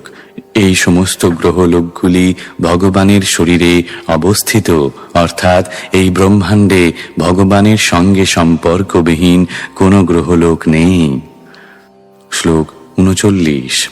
গ্রীবায়াম জনলোকস্য তপোলোকস্তনদ্বয়াৎ মূর্ধভিঃ সত্যলোকস্তু ব্রহ্মলোকঃ সনাতনঃ। অনুবাদ: সেই বিরাট পুরুষের গ্রীবাদেশে জনলোক অবস্থিত, স্তনোদয় তপলোক এবং মস্তকে এই ব্রহ্মাণ্ডের সর্বোচ্চ লোক সত্যলোক অবস্থিত। তার ঊর্ধ্বে যে বৈকুণ্ঠ লোক তা নিত্য। তাৎপর্য: এই গ্রন্থে বহুবার আমরা জড়াকাশের অতীত বৈকুণ্ঠ লোকের কথা আলোচনা করেছি, এবং এই শ্লোকে সেই বর্ণনা সত্য বলে সমর্থন করা হয়েছে। এখানে সনাতন শব্দটি তাৎপর্যপূর্ণ। ভগবদ গীতাতেও অধ্যায় 8 শ্লোক 20 নিত্যতের এই ধারণা ব্যক্ত হয়েছে। সেখানে বলা হয়েছে যে এই জড় জগতের অতীত চিদাকাশে সবকিছুই নিত্য। কখনো কখনো ব্রহ্মার নিবাসস্থল সত্যলোককেও ব্রহ্মলোক বলে বর্ণনা করা হয়, কিন্তু এখানে যে ব্রহ্মলোকের উল্লেখ করা হয়েছে তা সত্যলোক নয়। এই ব্রহ্মলোক নিত্য, কিন্তু সত্যলোক নিত্য নয়। এই দুইয়ের পার্থক্য নির্ধারণ করার জন্য এখানে সনাতন শব্দটি ব্যবহার করা হয়েছে। শ্রীলজীব গোস্বামীর মতে এই ব্রহ্মলোক ব্রহ্ম বা পরমেশ্বর ভগবানের আলয়। চিদাকাশে সবকটি গ্রহলোকই সাক্ষাৎ ভগবানেরই মতো। ভগবান সম্পূর্ণরূপে চিন্ময়, এবং তার নাম, যশ, মহিমা, গুণাবলী, লীলা ইত্যাদি তার থেকে অভিন্ন, কেননা তিনি হচ্ছেন পরম তত্ত্ব। তাই ভগবানের পরা প্রকৃতির সবকটি গ্রহলোকই তার থেকে অভিন্ন। সেই সমস্ত গ্রহলোকে দেহ এবং আত্মার মধ্যে কোনো পার্থক্য নেই এবং সেখানে এই জড় জগতের মতো কালের প্রভাব নেই। এইভাবে কালের প্রভাব থেকে মুক্ত হওয়ার ফলে ব্রহ্মলোকের চিন্ময় বৈকুণ্ঠ লোকসমূহের কখনো বিনাশ হয় না। বৈকুণ্ঠ লোকের সমস্ত বৈচিত্র্য ভগবান থেকে অভিন্ন এবং তাই বৈদিক সূত্র একমেবা দ্বিতীয়ম পূর্ণরূপে উপলব্ধ হয় সেই সনাতন পরিবেশের চিন্ময় বৈচিত্র্যের মাধ্যমে। এই জড়জগৎ ভগবানের চিন্ময় ধামের বিকৃত প্রতিবিম্ব, তাই তা অলীক এবং প্রতিবিম্ব হওয়ার ফলে তা কখনোই নিত্য নয়। দ্বৈত ভাব সমন্বিত এই জড়জগতের যে বৈচিত্র্য, চিৎজগতের সঙ্গে তার কোনো তুলনা হয় না। জ্ঞানের অভাবে অল্প বুদ্ধিমত্তা সম্পন্ন মানুষেরা কখনো কখনো প্রতিবিম্বিত জগতের অবস্থাকে চিৎজগতের অবস্থার সমান বলে মনে করে এবং তার ফলে তারা ভগবানকে একজন সাধারণ বদ্ধজীব বলে মনে করে এবং তার অপ্রাকৃত লীলাবিলাসকে কর্মবন্ধনে আবদ্ধ জীবের কার্যকলাপের মতো বলে মনে করে। এই সমস্ত অল্পবুদ্ধি সম্পন্ন মানুষদের ভৎসনা করে ভগবান শ্রীমদ্ ভগবদ্ গীতায় অধ্যায় 9 শ্লোক 11 বলেছেন, अवजानन्ति मां मूढा मानुषीं तनुमाश्रितं परं भावमजानन्तो मम भूतमहेश्वरम्। ভগবান যখন অবতরণ করেন তখন তিনি তার পূর্ণ অন্তরঙ্গা শক্তি সহ অবতীর্ণ হন, কিন্তু অল্পবুদ্ধি সম্পন্ন মানুষেরা ভ্রান্তিবশত তাকে জড় সৃষ্টির অন্তর্গত বলে মনে করে। শ্রীল শ্রীধর স্বামী তাই এই শ্লোকের ভাষ্যে যথাযথভাবে উল্লেখ করেছেন যে এখানে যে ব্রহ্মলোকের উল্লেখ করা হয়েছে তা হচ্ছে ভগবানের ধাম বৈকুণ্ঠ লোক, যা সনাতন এবং তাই তা পূর্বে বর্ণিত জড় সৃষ্টির মতো নয়। ভগবানের বিরাট রূপ জড় জগতের কল্পনা। চিৎজগৎ বা ভগবৎ ধামের সঙ্গে তার কোনো সম্পর্ক নেই। শ্লোক 40 থেকে 41। तत्कट्यां चातलं क्लृप्तम् ऊरुभ्यां वितलं विभोः जानुभ्यां सुतलं शुद्धं जङ्घाभ्यां तु तलातलं महातलं तु गुल्फाभ्यां प्रपदाभ्यां रसातलं पातालं पादतलत इति लोकमयः पुमान्। অনুবাদ: হে পুত্র নারদ, আমার থেকে অবগত হও যে ব্রহ্মাণ্ডের চতুর্দশ ভুবনের মধ্যে 7টি হচ্ছে অধোলোক। অতল নামক প্রথম লোকটি সেই বিরাট পুরুষের কটি দেশে অবস্থিত।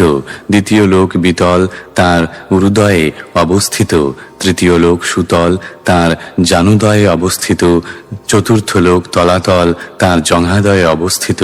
পঞ্চম লোক মহাতল, তার গুল্ফদয়ে অবস্থিত। ষষ্ঠ রসাতল, তার পদদয়ের অগ্রভাগে অবস্থিত এবং সপ্তম লোক পাতাল, তার পদতলে অবস্থিত। এইভাবে ভগবানের বিরাট রূপ সমস্ত লোকে পূর্ণ। তাৎপর্য: আধুনিক উদ্যোক্তারা শ্রীমদ্ ভাগবত থেকে মহাকাশের চতুর্দশ ভুবন সম্বন্ধে তত্ত্ব সংগ্রহ করতে পারেন। ভূলোক নামক এই পৃথিবী থেকে তার স্থিতি পরিগণিত হয়। ভূলোকের ঊর্ধ্বে ভুবর লোক, তার উপর যথাক্রমে রয়েছে স্বর্গলোক, মহরলোক, জনলোক, তপলোক এবং সর্বোচ্চ লোক হচ্ছে সত্যলোক। এগুলি সপ্ত ঊর্ধ্বলোক। তেমনি 7টি অধোলোক রয়েছে, যেগুলির নাম হচ্ছে অতল, বিতল, সুতল, তলাতল, মহাতল, রসাতল এবং পাতাল। এই সমস্ত লোকগুলি ব্রহ্মাণ্ডের সর্বত্র ছড়িয়ে রয়েছে, যার বিস্তার হচ্ছে 2000 কোটি গুণ 2000 কোটি বর্গ মাইল। আধুনিক মহাকাশচারীরা কেবল পৃথিবী থেকে কয়েক হাজার মাইল দূরে ভ্রমণ করতে পারে এবং তাই আকাশে তাদের ভ্রমণ করার প্রচেষ্টা অনেকটা বিশাল মহাসাগরের তীরে শিশুর খেলার মতো। চন্দ্র ঊর্ধ্বলোকের তৃতীয় স্তরে স্থিত এবং শ্রীমদ্ ভাগবতের পঞ্চম স্কন্ধ থেকে বিশাল জড় আকাশে ছড়িয়ে থাকা বিভিন্ন গ্রহের দূরত্ব আমরা জানতে পারি। আমরা যে ব্রহ্মাণ্ডে রয়েছি সেটি ছাড়া আরো অসংখ্য ব্রহ্মাণ্ড রয়েছে, আর এই সমস্ত জড় ব্রহ্মাণ্ডের সমষ্টি উল্লিখিত সনাতন ব্রহ্মলোক নামক চিদাকাশের কেবল একটি নগণ্য অংশ মাত্র। পরমেশ্বর ভগবান অত্যন্ত দয়া পরবশ হয়ে ভগবদ গীতার অধ্যায় 8 শ্লোক 16 নিম্নলিখিত শ্লোকটিতে বুদ্ধিমান মানুষদের তাদের নিত্য আলয় ভগবদ ধামে ফিরে যাওয়ার জন্য নিমন্ত্রণ জানিয়েছেন। আব্রহ্ম ভুবনাল্লোকাঃ পুনরাবর্তিনোऽর্জুন মামুপেত্য তু কৌন্তেয় পুনর্জন্ম ন বিদ্যতে। সনাতন ব্রহ্মলোকের ঠিক নিচে অবস্থিত ব্রহ্মাণ্ডের সর্বোচ্চ লোক সত্যলোক থেকে শুরু করে যার বর্ণনা পূর্বে করা হয়েছে, সমস্ত লোকগুলি জড়। এই জড় লোকগুলির যে কোনো একটিতে জীবের অবস্থান প্রকৃতির নিয়ম অর্থাৎ জন্ম মৃত্যু জরা ও ব্যাধির অধীন। কিন্তু কেউ যখন সনাতন ভগবদ ধাম ব্রহ্মলোকে প্রবেশ করেন তবে তিনি সম্পূর্ণরূপে পূর্বোল্লিখিত জড় ক্লেশগুলি থেকে মুক্ত হন। তাই মনোধর্মী এবং যোগীদের কল্পিত মুক্তি তখনই লাভ করা সম্ভব হয় যখন কেউ ভগবানের ভক্ত হন। যে ভগবানের ভক্ত নয় সে কখনো ভগবানের ধামে প্রবেশ করতে পারে না। চিন্ময় স্তরে সেবাবৃত্তি অর্জন করার ফলেই কেবল ভগবদ ধামে প্রবেশ করা যায়। তাই প্রকৃত মুক্তি লাভের জন্য মনোধর্মী জ্ঞানী এবং যোগীদের সর্বপ্রথমে ভগবদ ভক্তির প্রতি আকৃষ্ট হতে হবে। শ্লোক 42 ভূর্লোকঃ কল্পিতঃ পদ্ভ্যাম ভুবর্লোকোऽস্য নাভিতঃ স্বর্লোকঃ কল্পিতো মূর্ধ্না ইতি বা লোককল্পনা। অনুবাদ: অন্যেরা ব্রহ্মাণ্ডের সমগ্র লোকসমূহকে তিনটি ভাগে বিভক্ত করতে পারে, যথা ভগবানের বিরাট রূপের পদযুগলে অবস্থিত পাতাল লোক থেকে শুরু করে এই পৃথিবী পর্যন্ত ভূর্লোক, নাভিদেশে অবস্থিত ভুবরলোক এবং বক্ষ থেকে শুরু করে মস্তক পর্যন্ত স্বর্গলোক নামক ঊর্ধ্বলোক সমূহ। তাৎপর্য: এখানে ব্রহ্মাণ্ডের সমস্ত লোকগুলিকে তিন ভাগে বিভক্ত বলে উল্লেখ করা হয়েছে। অন্যেরা ব্রহ্মাণ্ডকে চতুর্দশ ভুবন সমন্বিত বলে কল্পনা করে, এখানে তারও ব্যাখ্যা করা হয়েছে। ইতি সর্বকারণের কারণ নামক শ্রীমদ্ ভাগবতের দ্বিতীয় স্কন্ধের পঞ্চম অধ্যায়ের ভক্তি বেদান্ত তাৎপর্য।